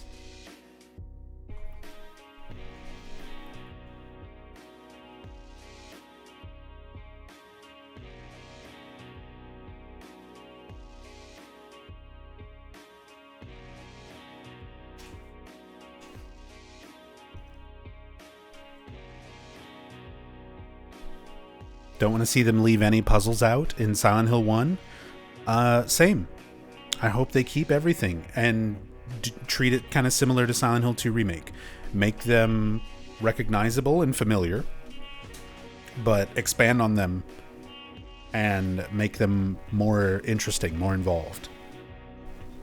And give them noticeable variation from difficulty levels. That's also something that was not part of Silent Hill 1. There was no riddle difficulty. There was no change in riddle difficulty for Silent Hill 1. I would love for them to finally give Silent Hill 1 riddle difficulty. Make multiple levels so that we get lots of riddle variation, lots of puzzle variation.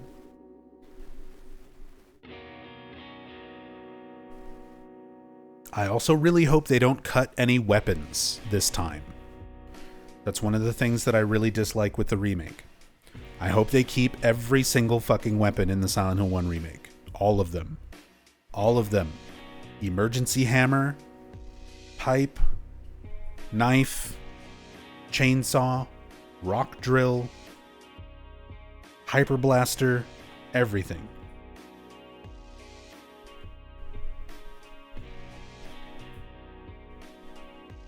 Katana.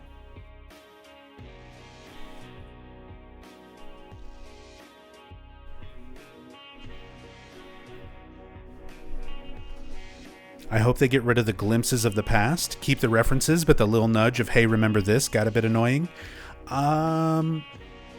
Yeah, yes and no.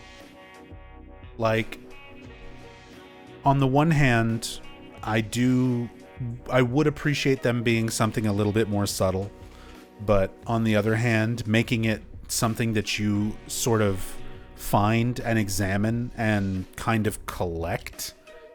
There's a lot of achievement hunters and completionist trophy hunters and people who really like that. And I wouldn't want them to take something out that people would enjoy. And ultimately, it's not something that personally bothers me that much, where, you know, it doesn't really need to be a thing, but yeah, having references still be in the game is very fun. It's very satisfying to find things like that. But I get it. Having it be a little more subtle would be nice.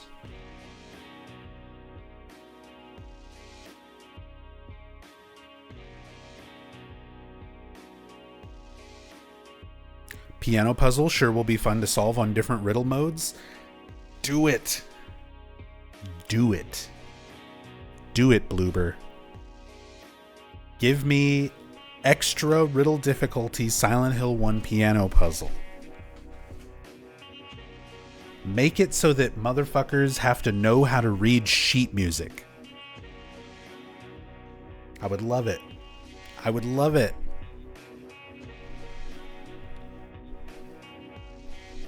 Even better if you design it in such a way that it will teach people how to read sheet music.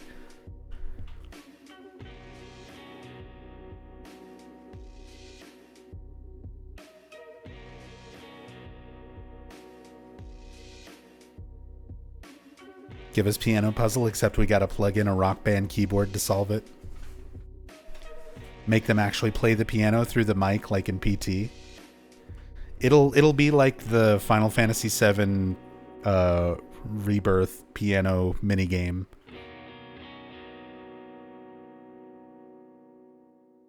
You're gonna have to play a little piece of a Yamaoka track.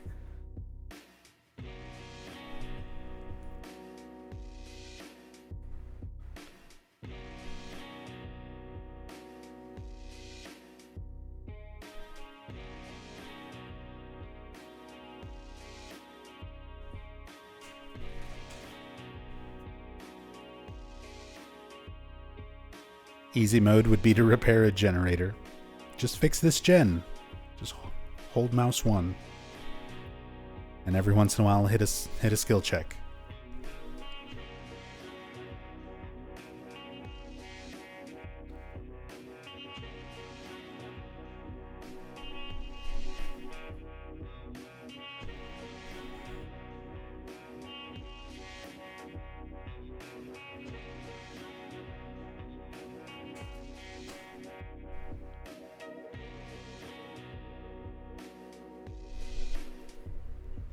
Teach him sheet music and hand him a Fugazi CD as the puzzle reward.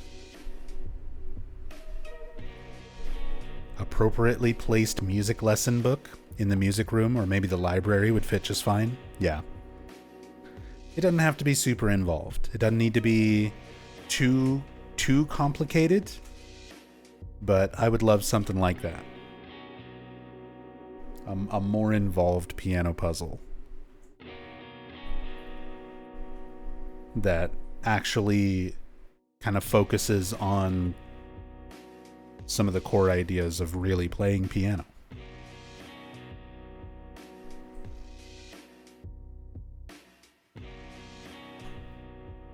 And I'm excited to see bosses. I'm excited to see creatures and bosses for Silent Hill 1 Remake. How a lot of that stuff's going to work, how it can potentially be different. I like a lot of the cleverness built into the boss fights of Silent Hill 1. I've done, just like in the past couple months, I've done like 6 playthroughs of Silent Hill 1 off stream in the process of recording footage and everything for the Silent Hill 1 Iceberg video. And I'm realizing, compared to the rest of the series, there is so much fun, like, kind of gimmick strategy to the bosses, like how they work, figuring out how to fight Splithead Lizard from the storybook, and if you fuck up, you just die. It's an insta-kill. It's so punishing for a first boss, and I kind of love that. And stuff like Twin Feeler having the floor section that falls down with you be a part of the strategy to fighting Twin Feeler effectively. Like, you can still fight it and ignore it, but it's much more effective to figure out, like, oh, it can't burrow through this metal, so let me try to bait it to pop up and crawl across this metal flooring and give myself more time to fight it. I love stuff like that. I love kind of the cleverness worked into the boss fights of Silent Hill 1. And I hope there's more like that in the remake.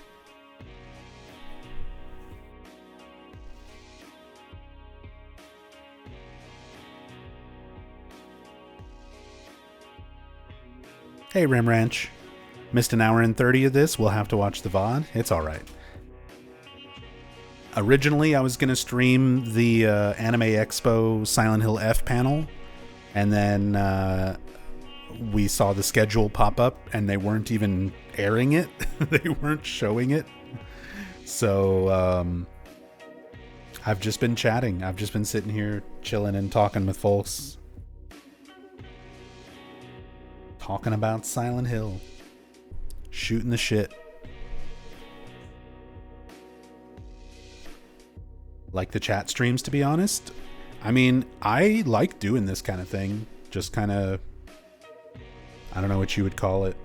Just talking podcast with viewers.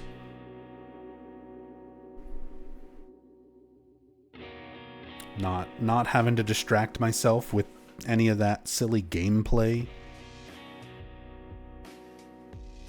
Just good conversation.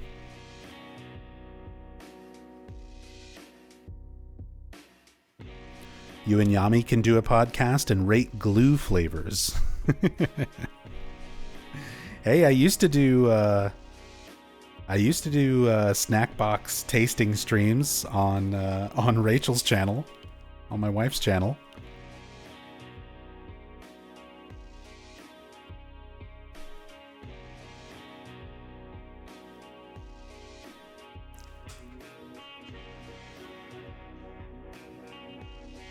Elmer glue is the best. I'll take your word for it, Nora.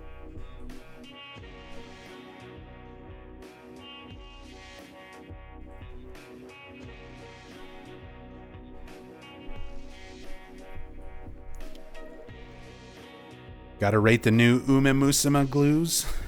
Should I play that one? Should I play the horse girl racing game? Is this what the people want? It seems to be the new hotness on Twitch and YouTube. Like, everybody's playing that fucking game. It's crazy. Everybody's either playing Death Stranding, like Death Stranding 2, or Horse Girl game.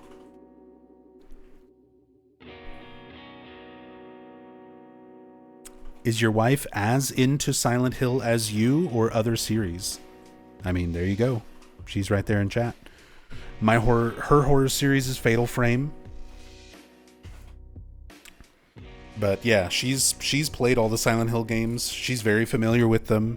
She's very knowledgeable on them. Like, we talk about a lot of Silent Hill lore stuff. We've watched other lore videos on YouTube and gotten... We actually used to do a thing years ago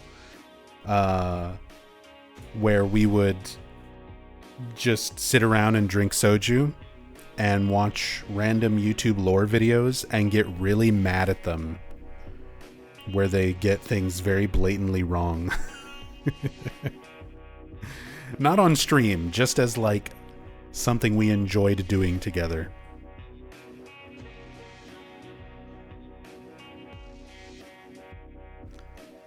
But yeah, Rachel used to speedrun Downpour. She's played a lot of Book of Memories. Even though I have done all 500 zones of Book of Memories, she has more time invested into playing Book of Memories than I do. She has more hours. Like, I've experienced all of the zones, but Rachel replays zones specifically to try to, like, complete everything, get all of the artifacts, get as many UFOs as possible, try to max out the money counter, the memory residue counter.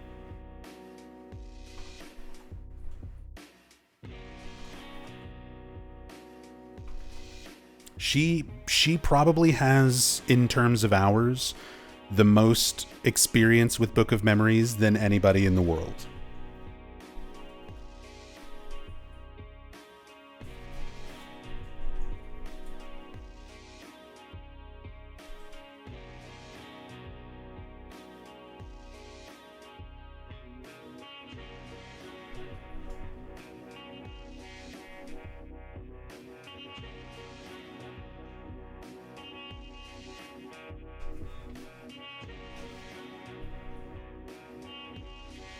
Bought Silent Hill makeup brushes and wanted to find others as I felt they'd be a niche, immediate group of my friends. I remember when they did the Silent Hill makeup kits.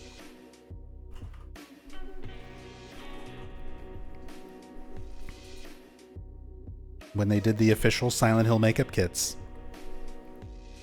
I actually was looking into getting one for Rachel at one point, and something happened. Something happened that made me have to spend my money on other stuff. That might have been when we took Ziggy to the vet the first time?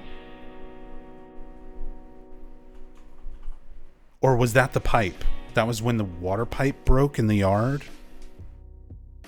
That's what it was.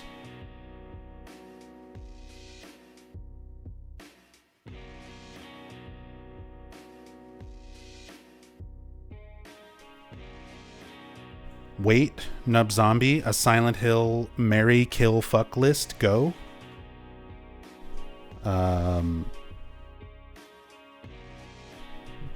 Fuck Harry Mason, kill everyone else.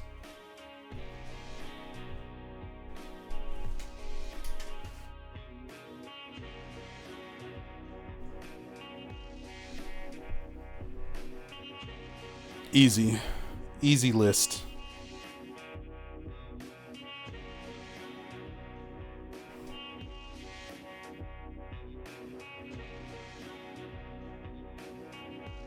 Harry's a good dude. There is a tier list. There is another tier list video that I was thinking about making that we could do.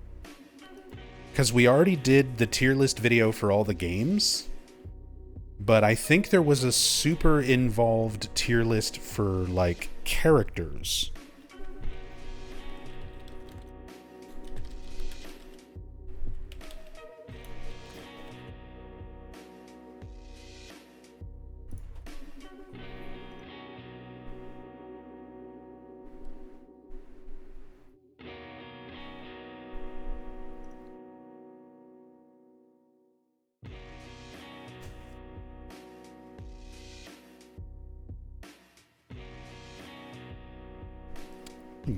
Boom, boom, boom, boom, mew, mew, mew, mew. Boom, boom, boom, boom, boom.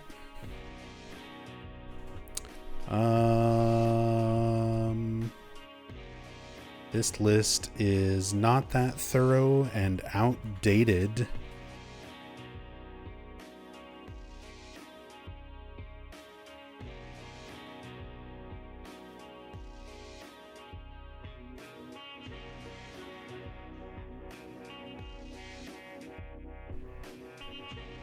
See if I can find a good one.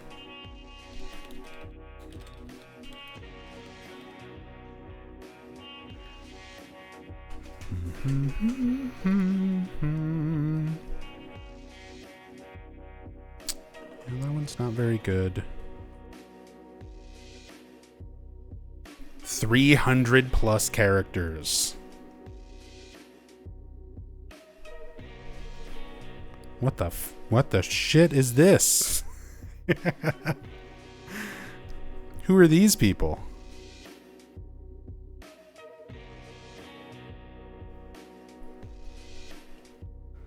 I recognize like 99% of these characters. And then the last like 7 are like stock photo real life people. Who are these supposed to be? What Silent Hill thing is this from? It's not actors from the movies, because those are further up here. Hold on.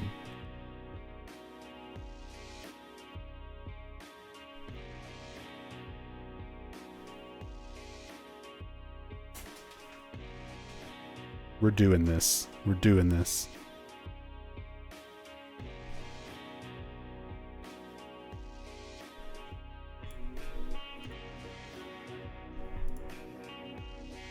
Okay, Ultimate Silent Hill, 300 characters, tier list maker, right?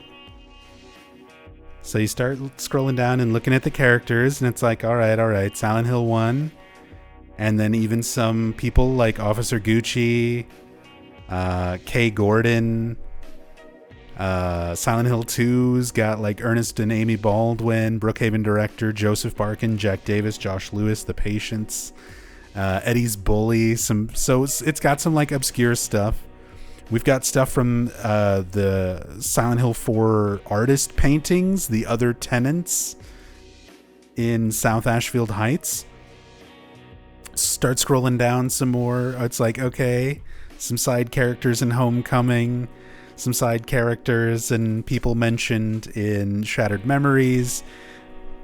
Got all that. Short message characters, unseen short message characters, Book of Memories characters, Book of Memories side characters that we never see.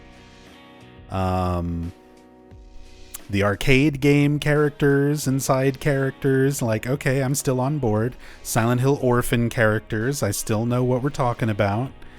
Ascension, like every character in Ascension, almost every character, I'm seeing some very important user avatar characters that are missing from this list.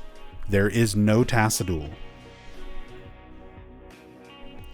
This really should have included the character like if you're gonna do the 300 plus overcompensated Silent Hill character list, where's the user avatars?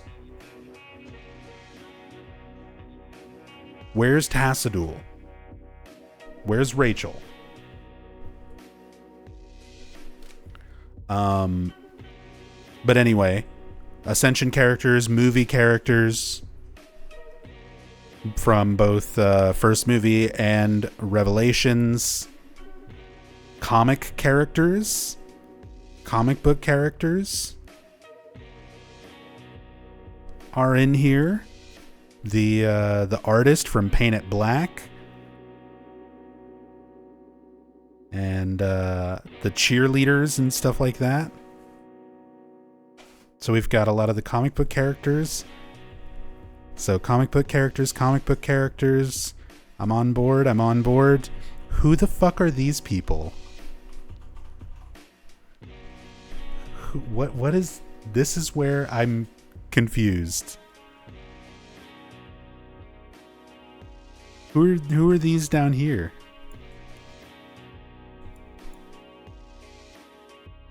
That's you?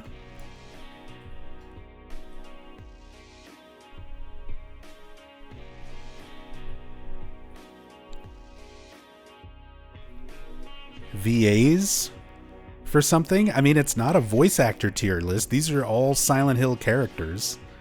And these, I know what most of the voice actors look like. These are not voice actors. Who are these? Who are these Silent Hill characters?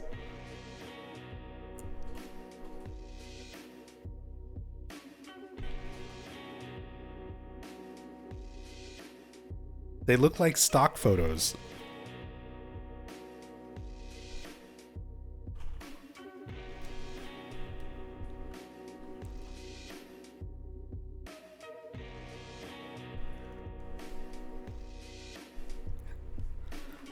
All right.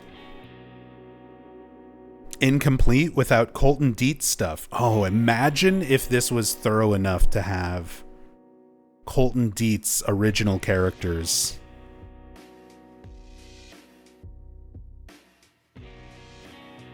I sent him a message on YouTube and he never replied. Breaks my heart. Colton Dietz did Silent Hill fan films back in the mid 2000s. He's a huge fan of Homecoming, so they're very like Homecoming centric.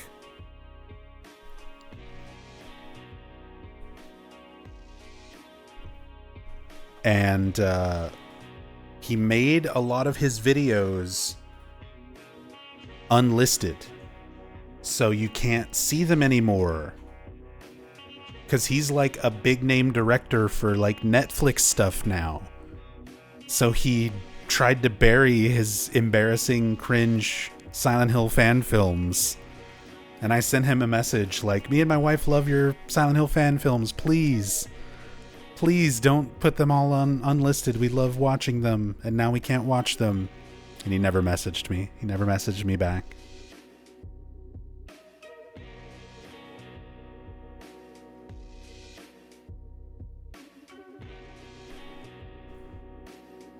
Calls himself a Silent Hill fan and doesn't know Mike Mickelson. Is this Mike? Is this Mike Mickelson? Is this Mike Matei? Brown bricks.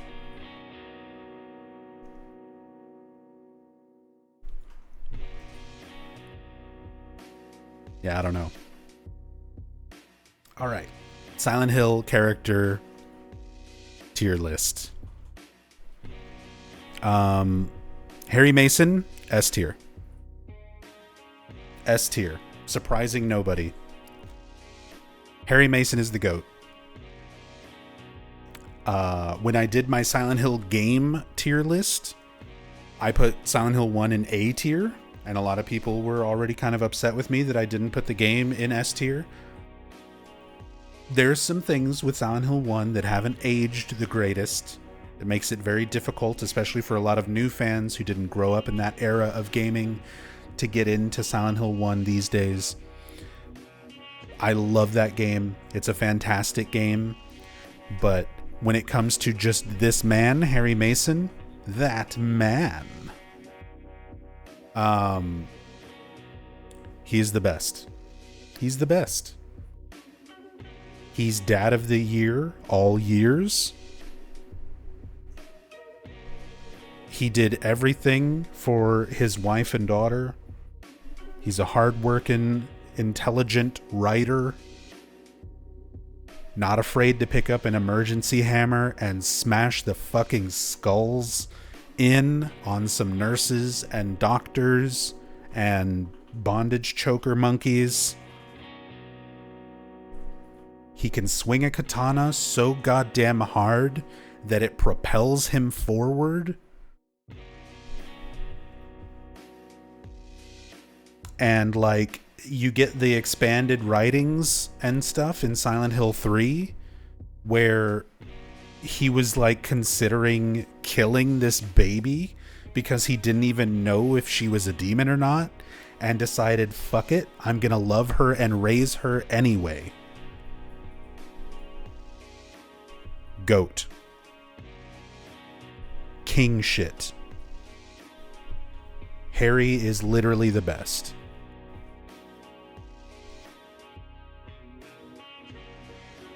Sybil Bennett, police officer from Brames, the next town over. Kinda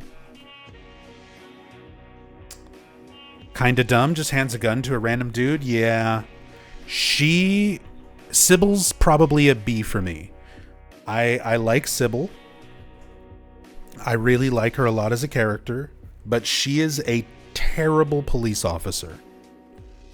She is very bad at her job.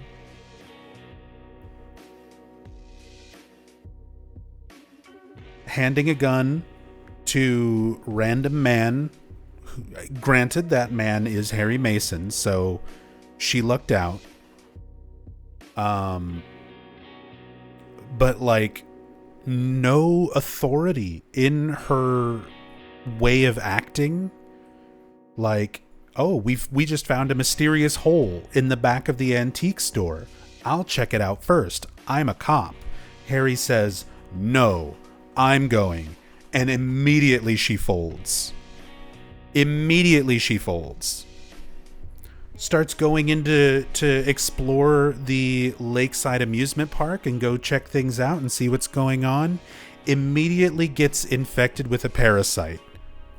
Can't even wash her own ass. She's doing her best. and I love her for that. And she's got Harry's back right up until the very end. Slaps him on the face, tells him go. Get out of here. She's doing her fucking best. Terrible, terrible police officer. B tier, Sybil Bennett. Dahlia Gillespie.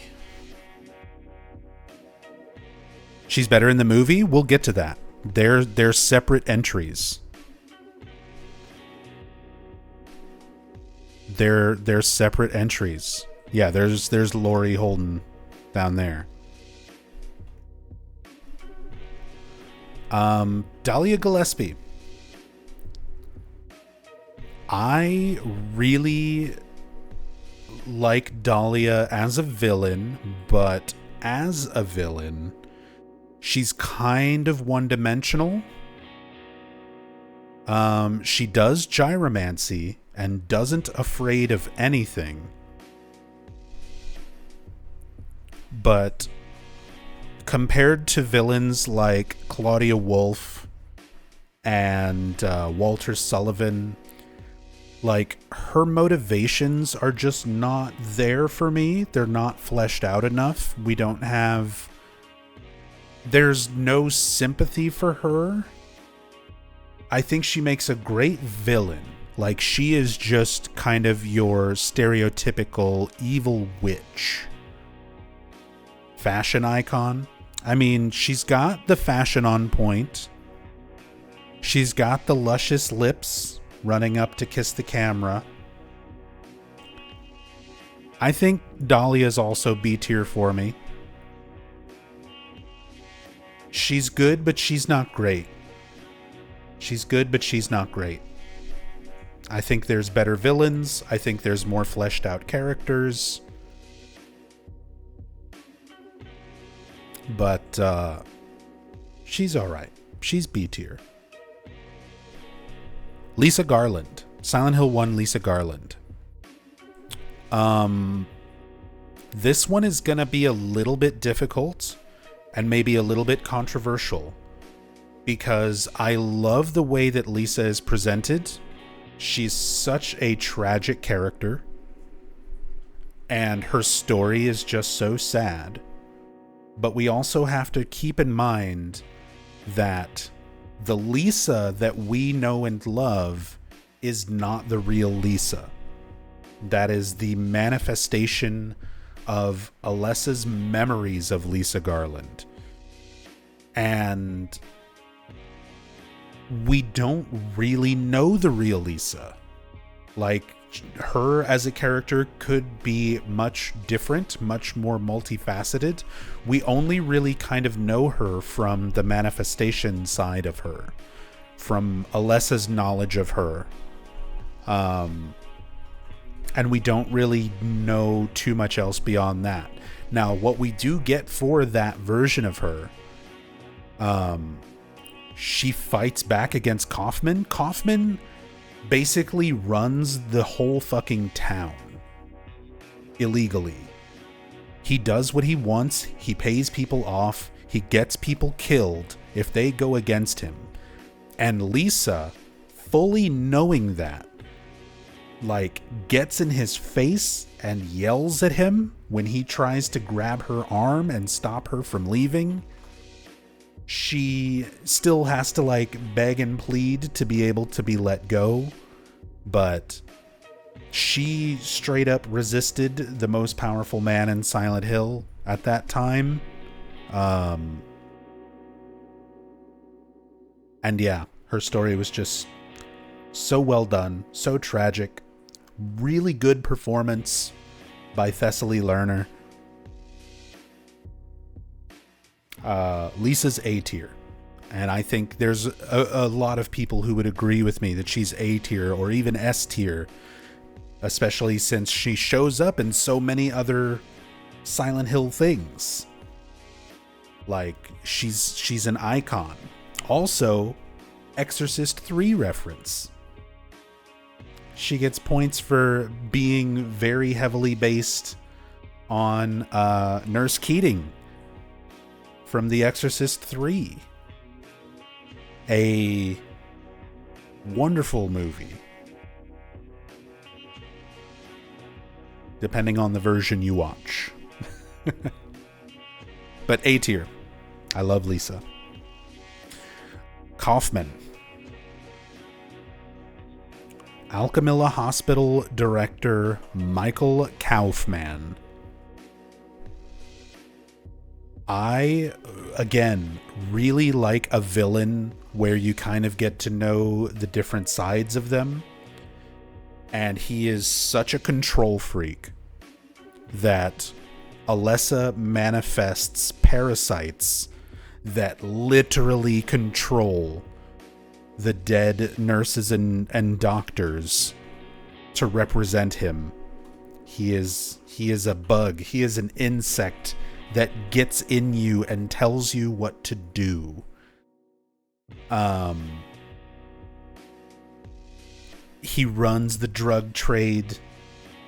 He has some minor control over members of the cult, as well as officials in the town.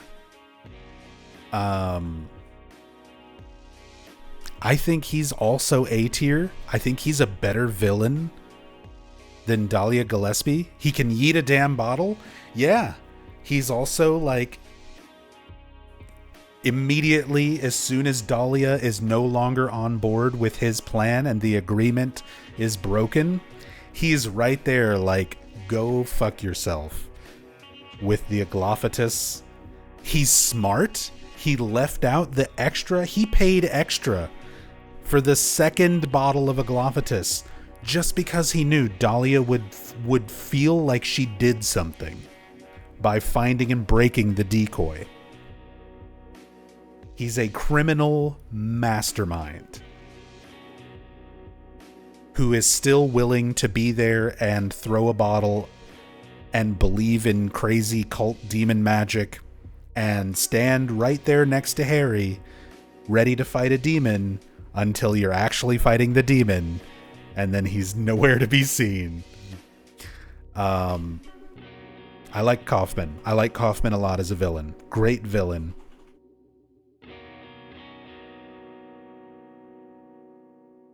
And then he gets dragged down to hell by Lisa Garland's ghost spirit.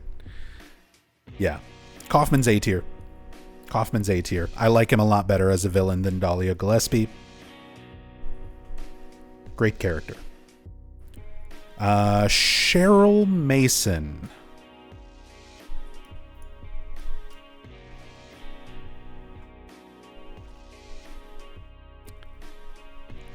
Now, if it wasn't for the way Harry reacts to Cheryl and wanting to care for Cheryl, Cheryl's kind of boring.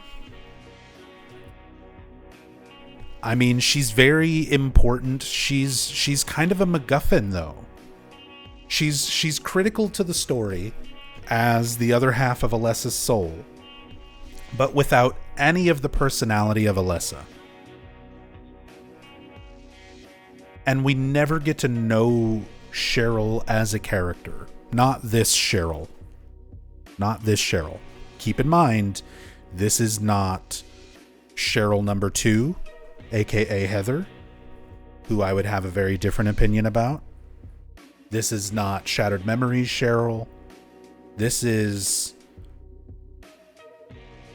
the little girl at the start of Silent Hill 1 who basically immediately stops being her own character instantly. Like, the moment you wake up from the car crash, she is just the other half of Alessa's soul. She is not her own character anymore. And we don't get to know much about her before that. And the stuff that we do get to know about her is just what Harry talks about. Found a baby on the side of the road. Wife was sick. We couldn't have any kids. She wasn't getting any better. So we said, fuck it, we'll adopt her. So it's like, that's more points for Harry being an S tier, but it doesn't really say anything about Cheryl herself. Even her motivation for wanting Harry to take her to the town. That was Dahlia. That was Dahlia's spell. That was Dahlia's magic. Is Jodie in here? Jodie's right there. Jodie's right there. She's like the fifth character in this list. Everybody's here, Yoshio. The whole gang is here. Even these guys. Cheryl is C tier. C for Cheryl. I don't hate her, but we don't know her. And we just don't get enough of her character. And while we're on the topic of discussing things about Silent Hill 1 Remake, I hope they add more. I hope we get more Cheryl. I hope she gets to be a more complete, fleshed out character, not just half of Alessa's soul. Some flashbacks would be cool. Yeah. I mean, we even taking into account... Okay, so hold on. Play novel is in here, right? Is play novel its own thing?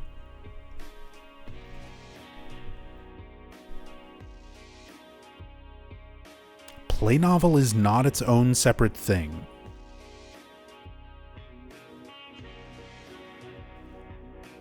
So if we're taking into consideration play novel, we get a little bit more for her character. Just a little bit more. No Andy? Yeah, no Andy from play novel. What kind of list is this? Arcade games in here, yes. We get a little bit more of Cheryl's character in the play novel, but I don't think it's enough to push her up to like a B tier with Sybil and Dahlia. I think she's squarely in C.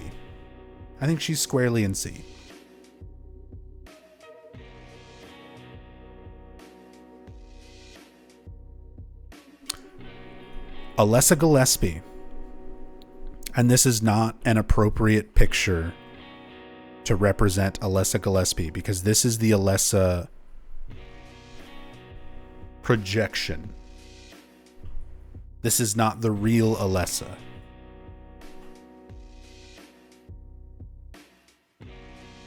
So, whoever made this list, you found a lot of characters, but it could use some work.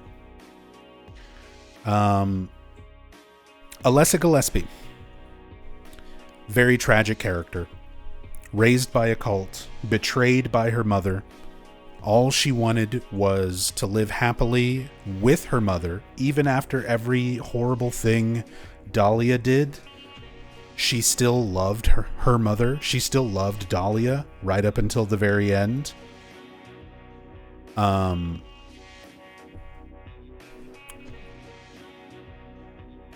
Extremely just tragic, put herself through literal hell to try and sacrifice herself for the benefit of the town and people she didn't even really know. I would say Alessa is S tier. I would say she's up there with Harry. Like, so much of not only Silent Hill 1, but the rest of the series revolves around her. And for good reason. She is such an important, integral part of the town and shaping the way the other world is from the events of Silent Hill 1 onward. She was powerful enough to affect the way the spiritual power in the town worked, even after her death. Despite all of the bullying and everything else, she was a good, innocent, kind-hearted, good soul, half soul, whatever. Endured suffering for the sake of others. Loved the people around her unconditionally. There is a reason the cult worships her as a saint. Saint Alessa. S tier.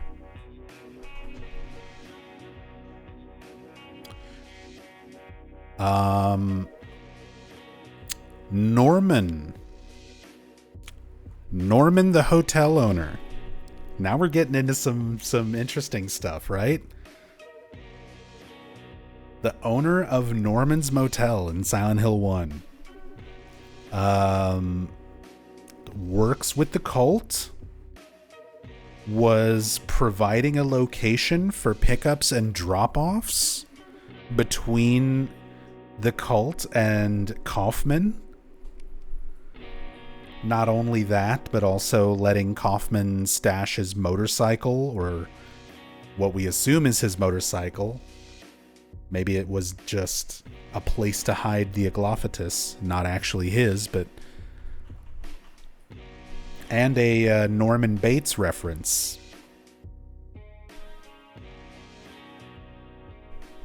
We know more about this fucking dude than Cheryl, by the way. And he's literally just this photo on a wall.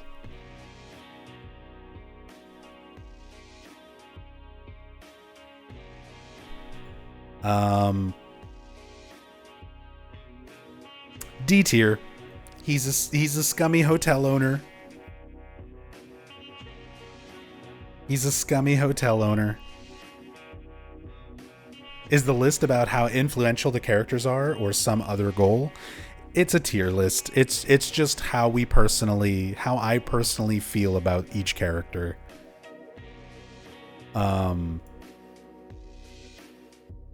Yeah. He enabled Kaufman. He enabled the cult and Kaufman to do some pretty horrible things.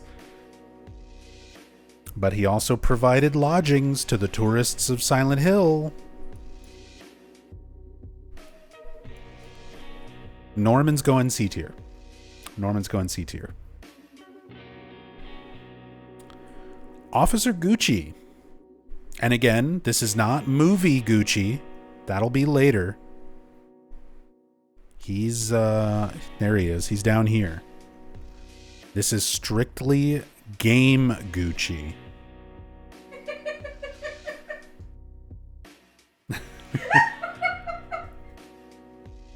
Strictly the game Gucci. The Gucci Mane. Rachel cracking up behind me.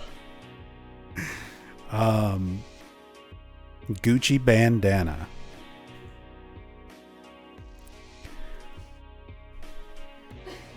Officer Gucci. He was a police officer for the town. He was legitimately trying to investigate the drug trade going on, despite all of the other horrible things happening. The mayor, the anti-drug mayor, had been killed by mysterious circumstances, and Gucci was still investigating despite that, putting his life on the line, which ultimately he paid for. He died of the same mysterious heart attack, likely a drug-induced or otherworld-induced heart attack through Kaufman or the cult.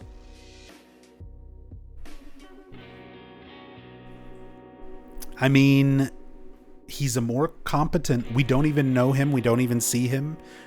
But just from his role and the note about him, he's a more competent police officer than Sybil Bennett.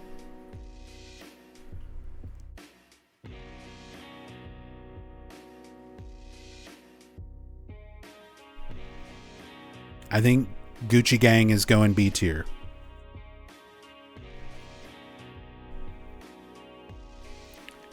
Good police officer, died in the line of duty, trying to do what was correct, trying to do what was right. People trying to do what was right in a town of fucked up things happening all the time. Gucci Gang, Gucci Gang, Gucci Gang, Gucci Gang, Gucci Gang, Gucci Gang, Gucci Gang. Miss Gordon. Alessa's teacher, Kay Gordon.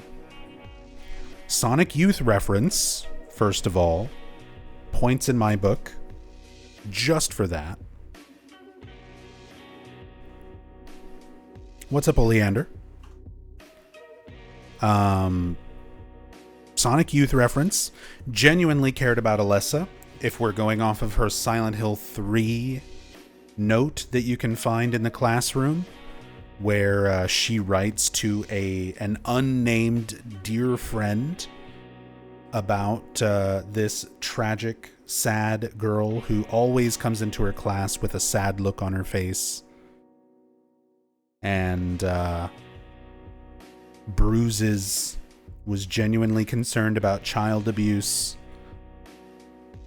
cares for her students, cared for Alessa.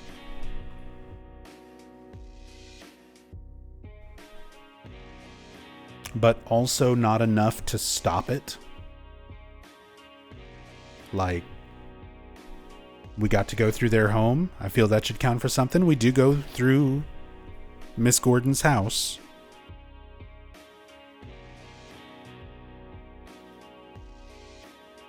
She personally cared about Alessa, but not enough to address the problems. Not enough to stop the bullying.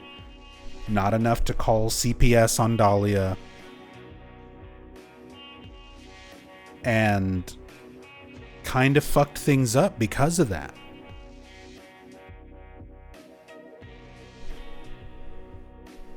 I think Gordon's going C tier.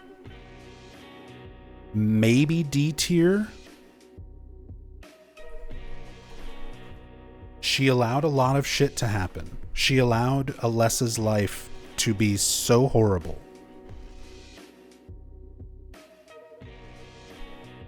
But she is a Sonic Youth reference. I think D tier. I think D tier is appropriate here for Miss Gordon. She cared but didn't do shit. She meant well but did not act. And that wound up costing people their lives.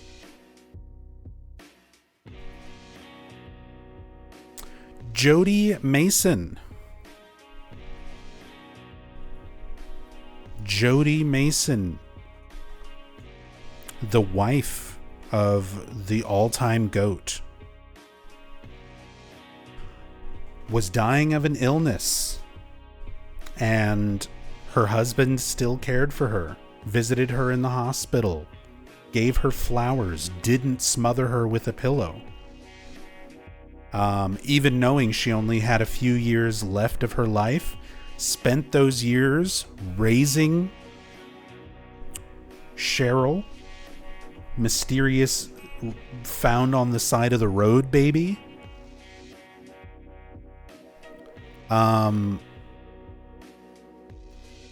Yeah, that's some queen type shit, exactly. She's up there with Harry. Like, genuinely good character, cared about the people around her, cared about her family,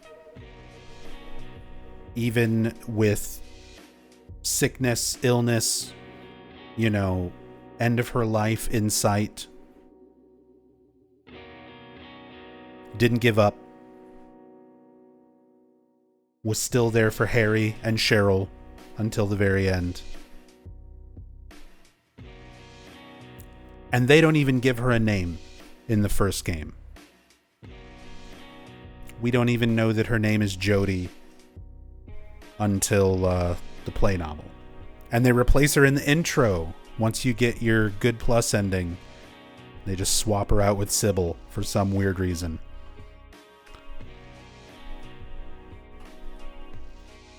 So most people who played and never took out their memory card never saw her again.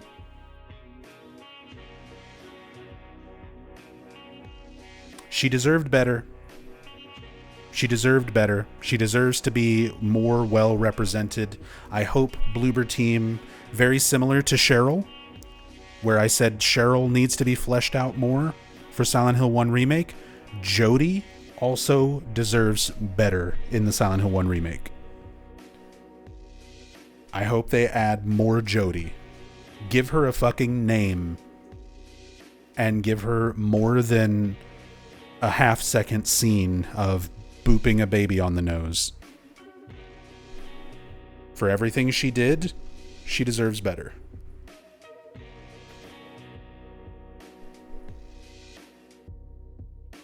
What's up, Elsie? All right. We're on to Silent Hill 2 characters, and we've got Jimmy Sons. Jimmy Sons. James Sunderland.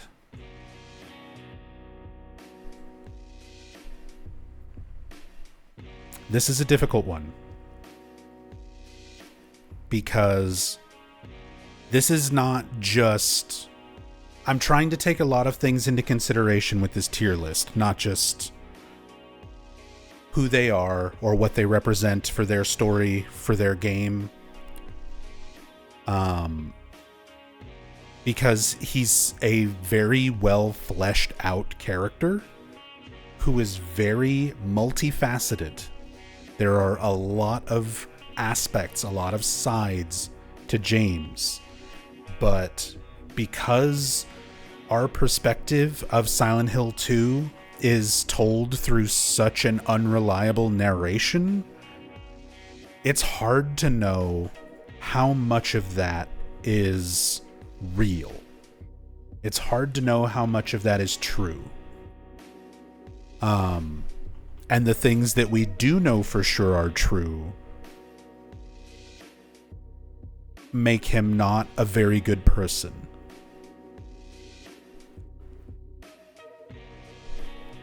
Just in terms of who he is, the situation that he was given, and how he handled it, he's D tier. Love your fucking wife. If she wants her life to end, let that be her choice. Don't take that choice away from her. Go to therapy. Deal with your frustrations without having to go to a town after you've already fucking made the biggest mistake of your life. But in terms of who he is as a character and how many sides to his sense of personality that there are, and how much detail there is surrounding him in Silent Hill 2. And remember, this is not Silent Hill 2 Remake. These are separate characters down here. This is strictly 2001 Silent Hill 2 OG James Sunderland. I'm gonna meet halfway. You're going B tier. You're going B tier. You're important. Everything in Silent Hill 2 revolves kind of around you and your bad decisions. But you are such a fuck up. You are such a fuck up. You are such an idiot.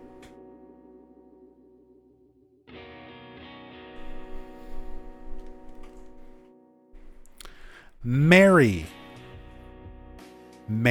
Shepherd Sunderland.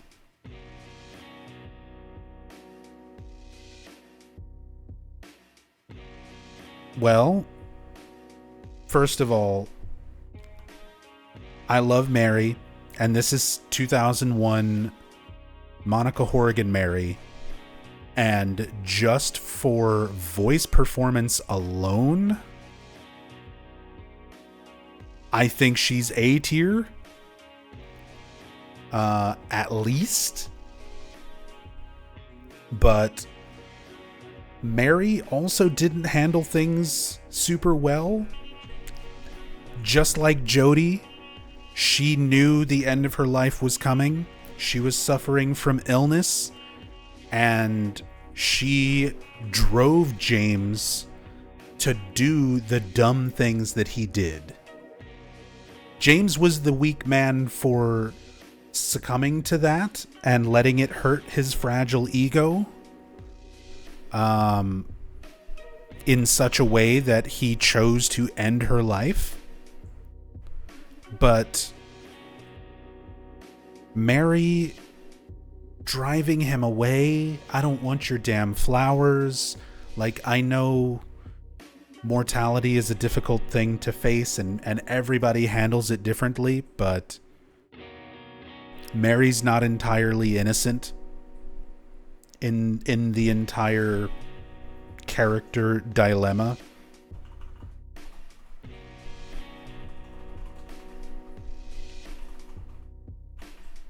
But she is also still a very tragic character with some really good voice performances. She was extremely conflicted. Yeah, she wanted to adopt Laura. She said she would have adopted Laura if things had been different. You know who was sick and went through with the adoption anyway? Fucking Jodie Mason. Queen type shit right here. Queen type behavior.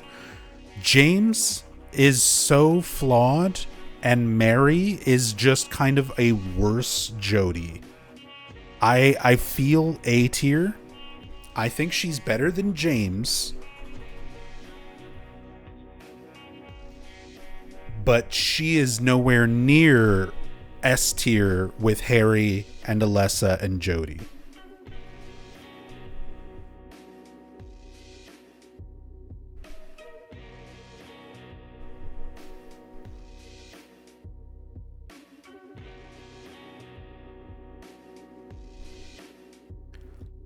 The way James reacts during Maria's outburst is extremely telling to me. She had moments of verbal abuse prior? Yeah, seems like it.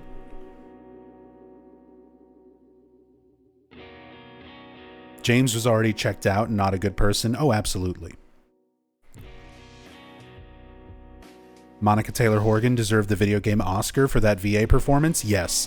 And Monica's performance, honestly, I think is what puts her here. Performance alone, I think, is what puts her in a category. I think Monica really, really carried this character on her back. Nothing against Salome Gunnersdottir. I think she does a great performance in the remake, by the way. But Monica's performance for this character, like, carried her.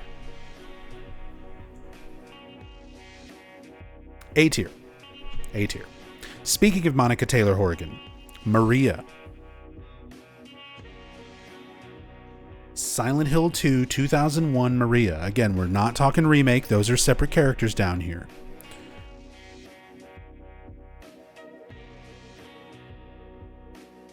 Maria was given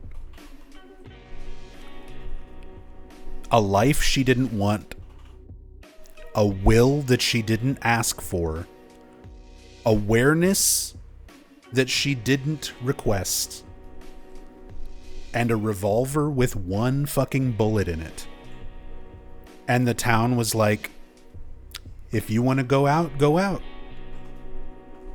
Or if you want to go forward, go forward. It's up to you.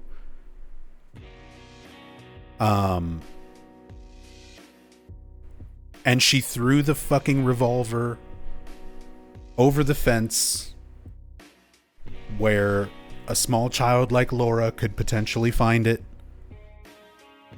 And even with all of Mary's memories and thoughts and feelings, and full well knowing ahead of time who James was, what he meant to her, and what he did to her when she was Mary, and still going along with it just to fuck with him? Just to fuck with him a little bit more. Not the town making her do that. She has her own will. She chose to do that. Just to get in his head a little bit more, just to fucking rub it in. That's some S tier shit. That's some S tier shit in my book. That's Mary redeeming herself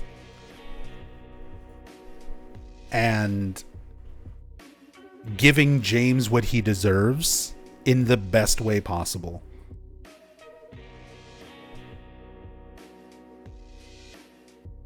Not to mention the vocal performance from Monica Taylor Horgan, the drip from Christina Aguilera, circa 1999 Teen Choice Awards.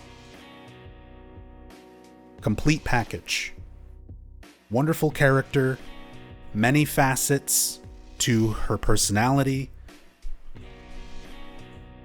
Well acted, well designed, and you even get to play as her.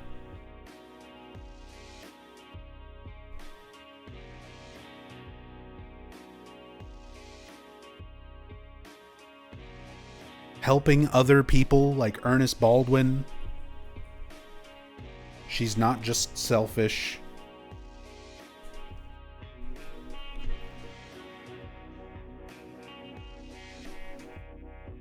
S tier. S tier Maria.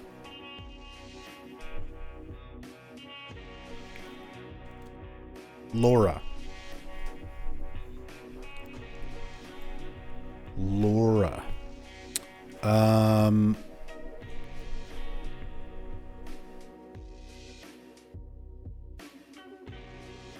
Laura's really good. I like Laura a lot. She's a snotty brat and she knows it. She's not afraid of bumbling idiots like James. Jacqueline Breckenridge, her performance, her mocap. There's little snippets of the behind the scenes from some of her recordings where she was being directed by Jeremy Blaustein. Her audition was hitting Jeremy Blaustein for the I hate you, James, I hate you, I hate you, I hate you scene.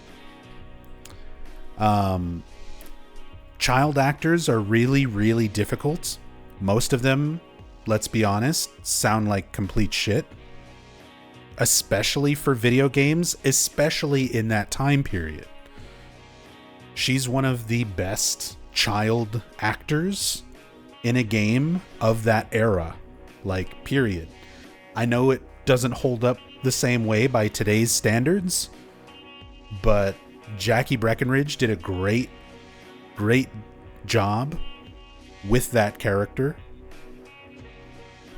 And Laura herself, an orphan who runs away all the time, who does what she wants, who pisses off the nurses, and still finds time to connect and bond with people like Mary. Even if she doesn't fully understand or comprehend terminal illness and death.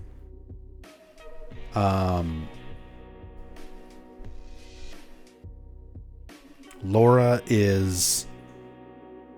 she's a really cool character.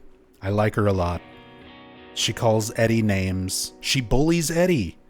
Even the man who goes out of his way to kill anybody who he even slightly perceives as bullying him doesn't lay a finger on her because she is just above it.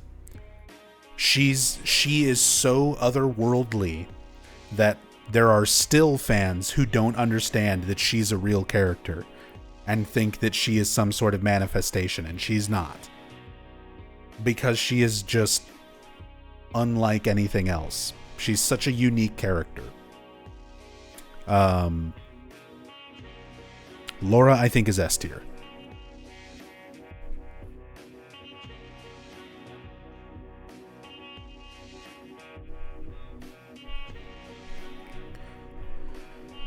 Angela Orozco. I'm going to do this one really quickly, and everyone can just agree with me. Angela Orozco is S tier. Silent Hill 2 could have entirely been her fucking game. You literally could remove everybody else from Silent Hill 2 and have made that the Angela Orozco game, and it would have been absolutely amazing and heartbreaking and terrifying. And she's a side character. Extremely good performance by Donna Burke. Wonderful character design by Takeyoshi Sato. Such a tragic character, and pulls the entire story together in so many interesting ways. She is like this whole story that is about morality and how justified somebody can be when committing a horrible act like murder. You always side with Angela. Nobody goes against that. Nobody ever doubts how Angela acted, killing her piece of shit father. You doubt that when it comes to Eddie. You doubt that when it comes to James. Angela, you're like, yeah, fucking stab him more. Kill that asshole harder. I am with her. I am with you. This literally could have been all, like Silent Hill 2 could have just been the Angela Orozco story, and it would have been absolutely amazing. She's such a good character. She is better than the main characters. And they spend less time on her than the main characters. Easy S tier.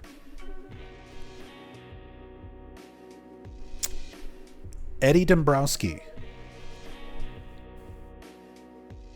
Eddie Dombrowski. Kills dogs. Don't like him. But I mean, in terms of villains who you don't like, again, it's not necessarily about, this is a tier list that's all over the place. It's not just a morality tier list. It's not just a design or voice acting tier list.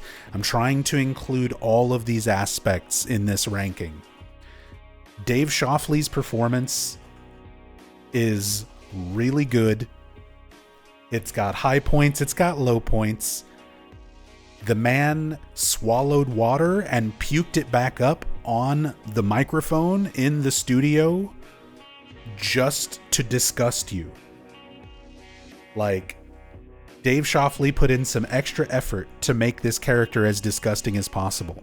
And props to Bloober Team for upping the scale in terms of disgusting villain character when it comes to the remake. But Eddie's performance is so good from Dave. You the fact that you get to see his character sort of make that change from somebody who you run into who might just be this other innocent soul, but right from the get-go, you know, like, there's something not right with this guy. Like, more than just he's someone else in the town, you know there's something exceptionally wrong with him just through his design, just through his performance, just through the voice acting. And then watching that descent into madness up to the prison and your final confrontation in the labyrinth, where he just completely breaks down, but he still has that sense about him. You know, doesn't matter if you're smart, dumb, ugly, pretty. It's all the same once you're dead. It doesn't fucking matter. And he breaks it down to that point of, like, you're either a killer or you're getting killed. And at that point, he was accepting, like, I'm a killer. None of this shit matters. That completely detached sort of villain really is a good villain character. And the fact that you get to watch him progressively reach that state through his own personal torment, his own manifestations bullying him along the way, not to mention James and Laura bullying him along the way. I think Eddie's A tier. I would put him on a similar level of Michael Kaufman in terms of a villain. I really like him. I really like him a lot. He's a piece of shit.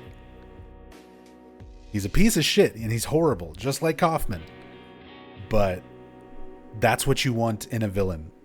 And for Silent Hill 2, such an abstract game that doesn't really have heroes and villains in that sense, Eddie fills that role very well.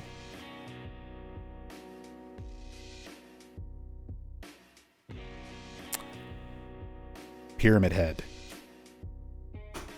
Pyramid Head. I think in terms of design alone, Pyramid Head is S tier. And I think that's hard to argue. Like, literal icon. When you talk about something being iconic, to the point where so many others have tried to copy it, so many others have tried to do the same thing. The manifestation of personal guilt, the villain who stalks you throughout the game with a big thing on their head or an oversized weapon. So many games, so many movies, so many other things have tried to take that concept and that idea and failed spectacularly trying to make something like Pyramid Head. He is such an icon that Ito himself regrets making him, because he became something so much larger than what his intended purpose was in terms of Silent Hill marketing. Like, he literally became Ito's monster. Like, not just in the terms that Ito created him, he became Ito's own personal manifested monster that he just cannot escape. He wants to move on, he wants to make new things, but Pyramid Head is always fucking there, and you cannot kill him, and you cannot get rid of him. He is too iconic. Pyramid Head is S tier. Pyramid Head is S tier. Ernest Baldwin. Born from a Wish sub scenario, Ernest Baldwin, owner of the Baldwin Mansion, father of Amy Baldwin, started researching the occult, trying to perform a rebirth ritual just to bring his daughter back to life. Also, dumbass who let his daughter play next to an open window in the attic, allowing her to fall to her death in the first place.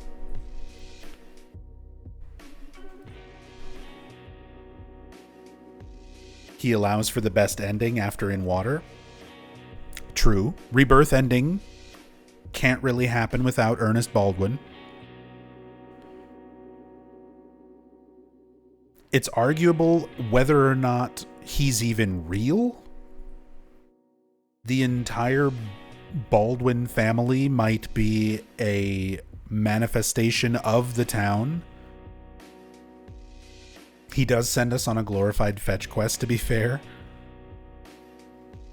That he does. That he does. But he is someone who truly regrets the mistakes that he made, letting his daughter Amy die.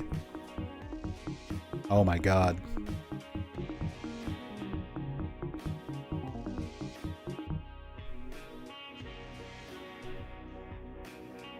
Repoison. Repoison, thank you so much for gifting 5 subs. Going out to the community. Get stick bugged. Get gift subbed. Freeman141, NNF82, Van Moogle, Wall of Flames, and Uncle Leroy III. Get gift subbed. Get stick bugged. Thank you so much, Ripoison. Thank you, thank you. Much love. Thank you so much for the support. Ernest Baldwin.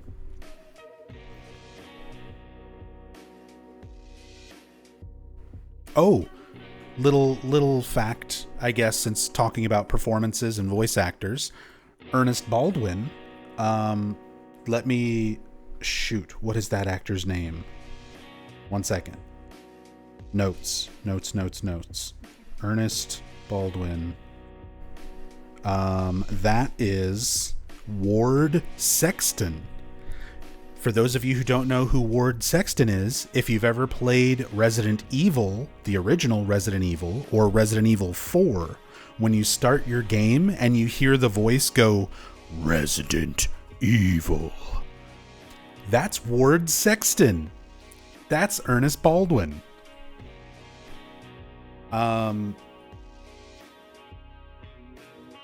So, in terms of performance, I like Ernest Baldwin's performance in Born from a Wish. I like the voice actor. He's kind of a fuck up. Lets his daughter die in a stupid way, but then goes so far to try and bring her back. Like, full on, let's research the occult and utilize the gods and magic powers of this area to try to bring my daughter back.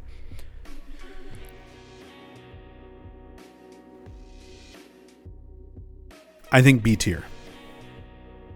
I think Ernest goes in B tier. Amy Baldwin, daughter of Ernest Baldwin. Stupid kid. Got a present for her dad. Hides it in the attic. Falls out of a window. It's not even a big window. Like, how do you fuck up that hard? Your dad should have been there. Your mom should have been there. Somebody should have been there with you so that doesn't happen.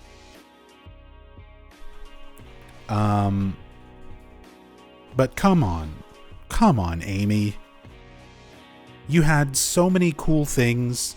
Your parents loved you. They took good care of you. Your bedroom is full of toys and stuffed animals. How could you fuck up this hard? C tier.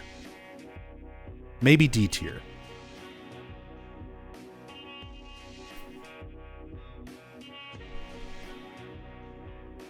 I think D tier. K. Gordon. You put your dad through a lot of fucking misery because you're a stupid little kid. Laura would never fall out of a window. Come on.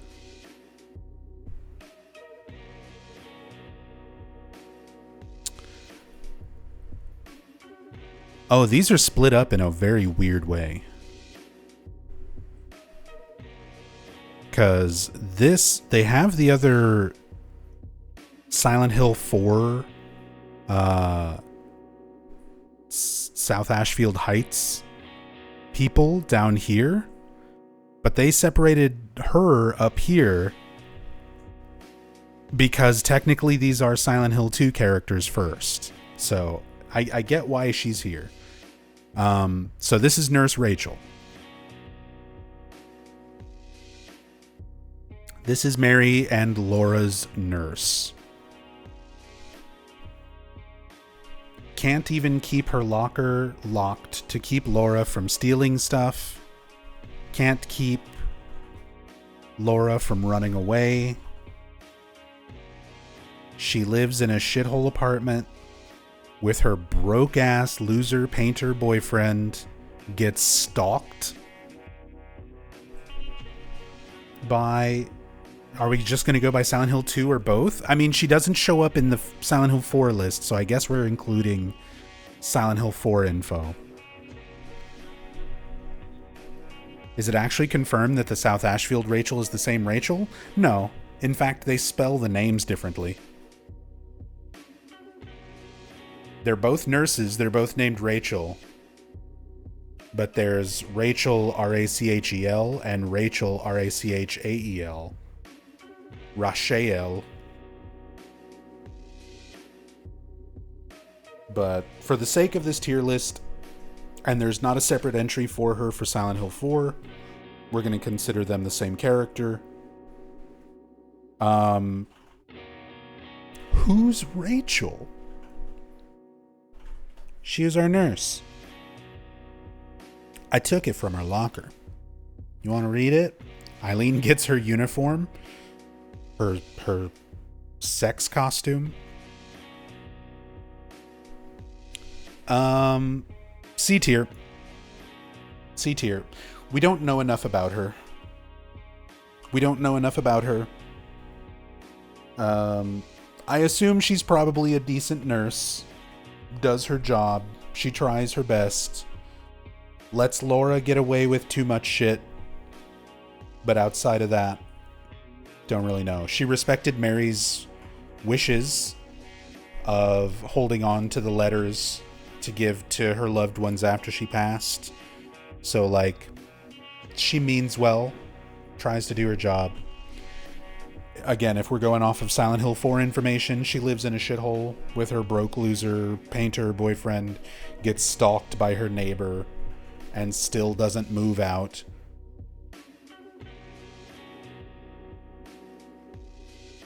But C tier. Artists are losers? I didn't say that. Artists who live in South Ashfield Heights, who aren't even around their girlfriends enough for the superintendent to realize that that's their boyfriend? Come on now. Come on now.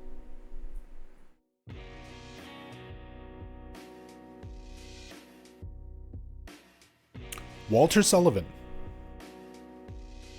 And again, we have little Walter for later on when we get to the Silent Hill 4 characters properly.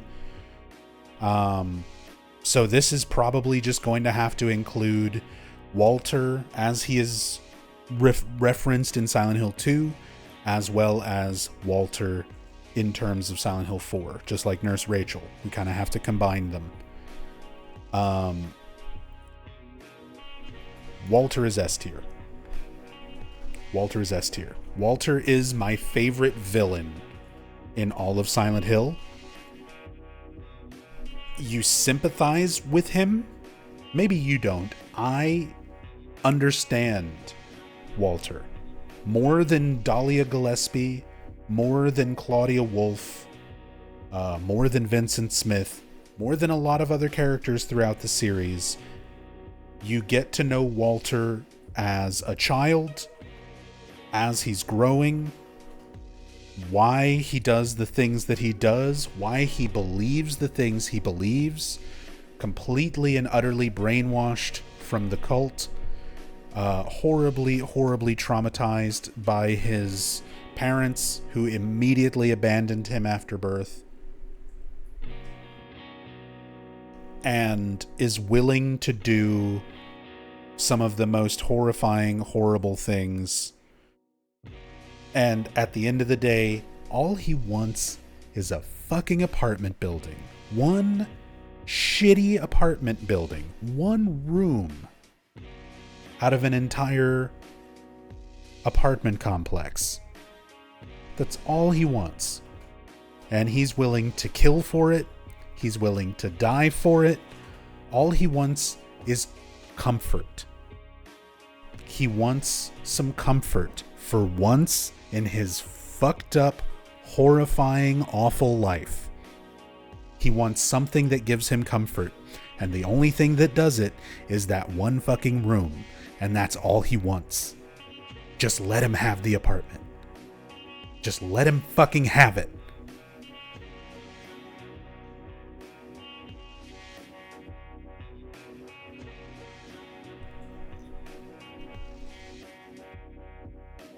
He's such a good villain. He's such a good character. It's a hard thing to make you feel bad for a villain while also still understanding how horrible and fucked up the things that they're doing are.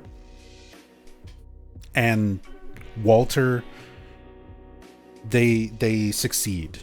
He is the best part of Silent Hill 4. Like, so much so that Henry is practically a non-character because it is not his game. He is not He is the playable character, but he is not the main character. Walter is. And Walter's amazing. Walter is an incredible character. He's an incredible villain. Wonderful performance by Dennis Fault. S tier. S tier. So creepy. So creepy, so weird, and so broken for all the best reasons.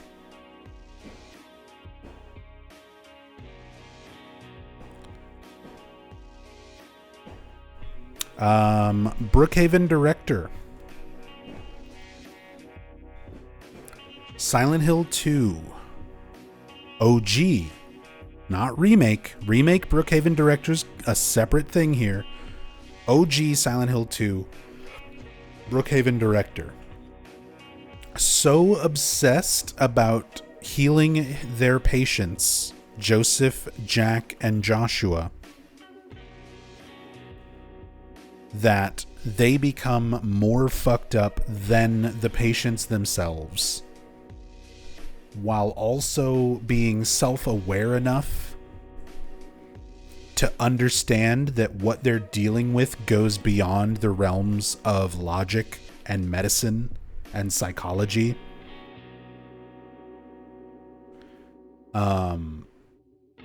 That is also one of my favorite notes in the entire franchise.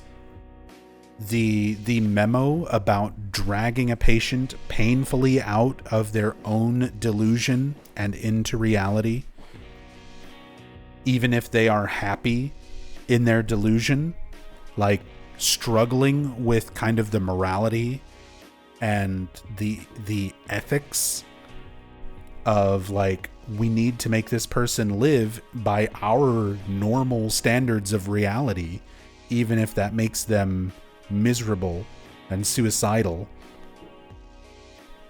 But they're happy in their delusion, so why? They took the time to question, why are we even doing this? For being just a little, not even side character, you know, just referenced through memos and notes. Brookhaven director, very interesting, very mysterious, pretty much a reflection of James in a lot of ways. A way for James to kind of confront certain aspects of himself through the director, through the patients. But clearly there is some aspect of these characters that was real at some point in history.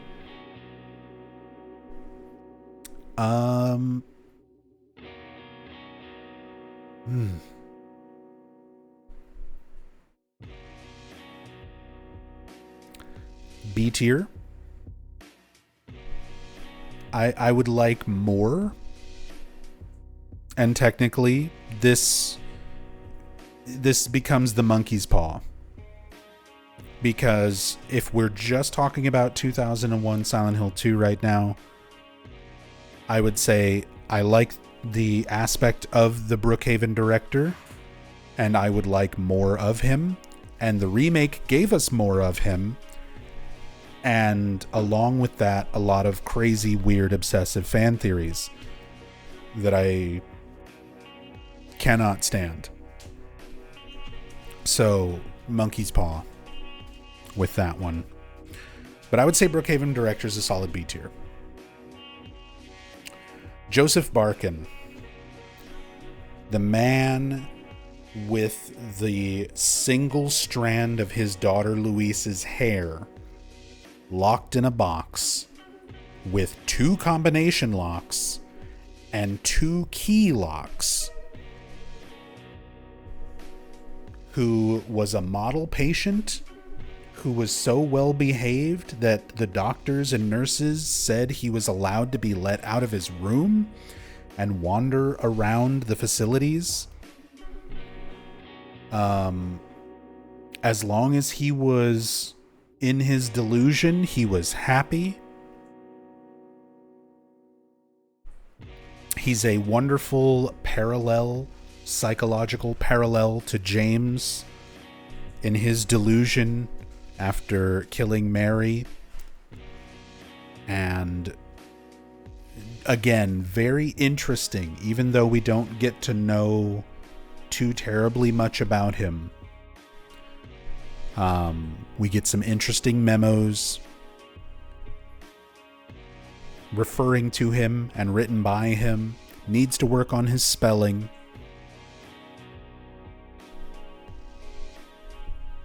But I would say Joseph, along with the Brookhaven director, interesting characters.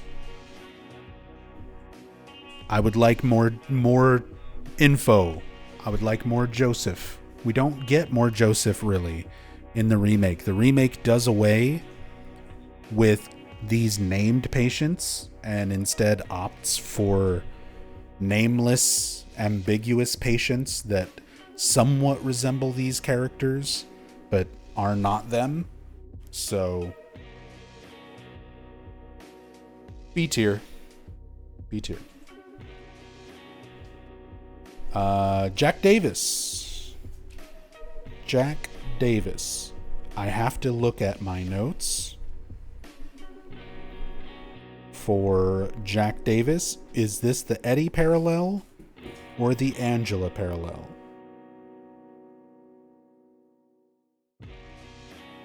This is the Angela parallel. Has attempted suicide 3 times in the past for reasons unknown. Normally a model patient who follows doctors' orders and nurses' orders, must be watched closely due to the past and sudden violent suicide attempts. We don't get a whole lot from Jack Davis. Not really well known. Interesting as, again, kind of a theoretical parallel to Angela and James. They're all kind of variations on that, but Jack, I think, is going C tier.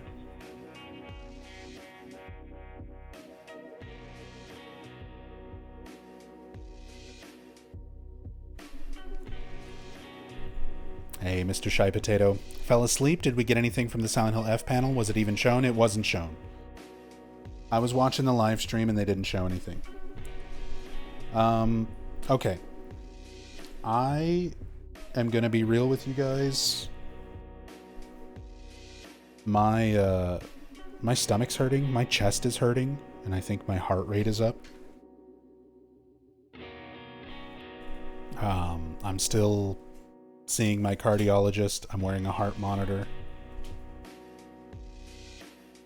And I think a lot of that is just the heat. It's been extremely hot today. A lot of that's been getting to me, and I'm just not feeling great. This is really fun. I want to get through all these characters. We'll come back to this tier list, I think, and finish it up in multiple parts. But I think I'm going to take it easy. I might be back in a few hours if I start feeling better and everything kind of calms down, because I did want to try to finish up Silent Hill 2 Cam Hack tonight, but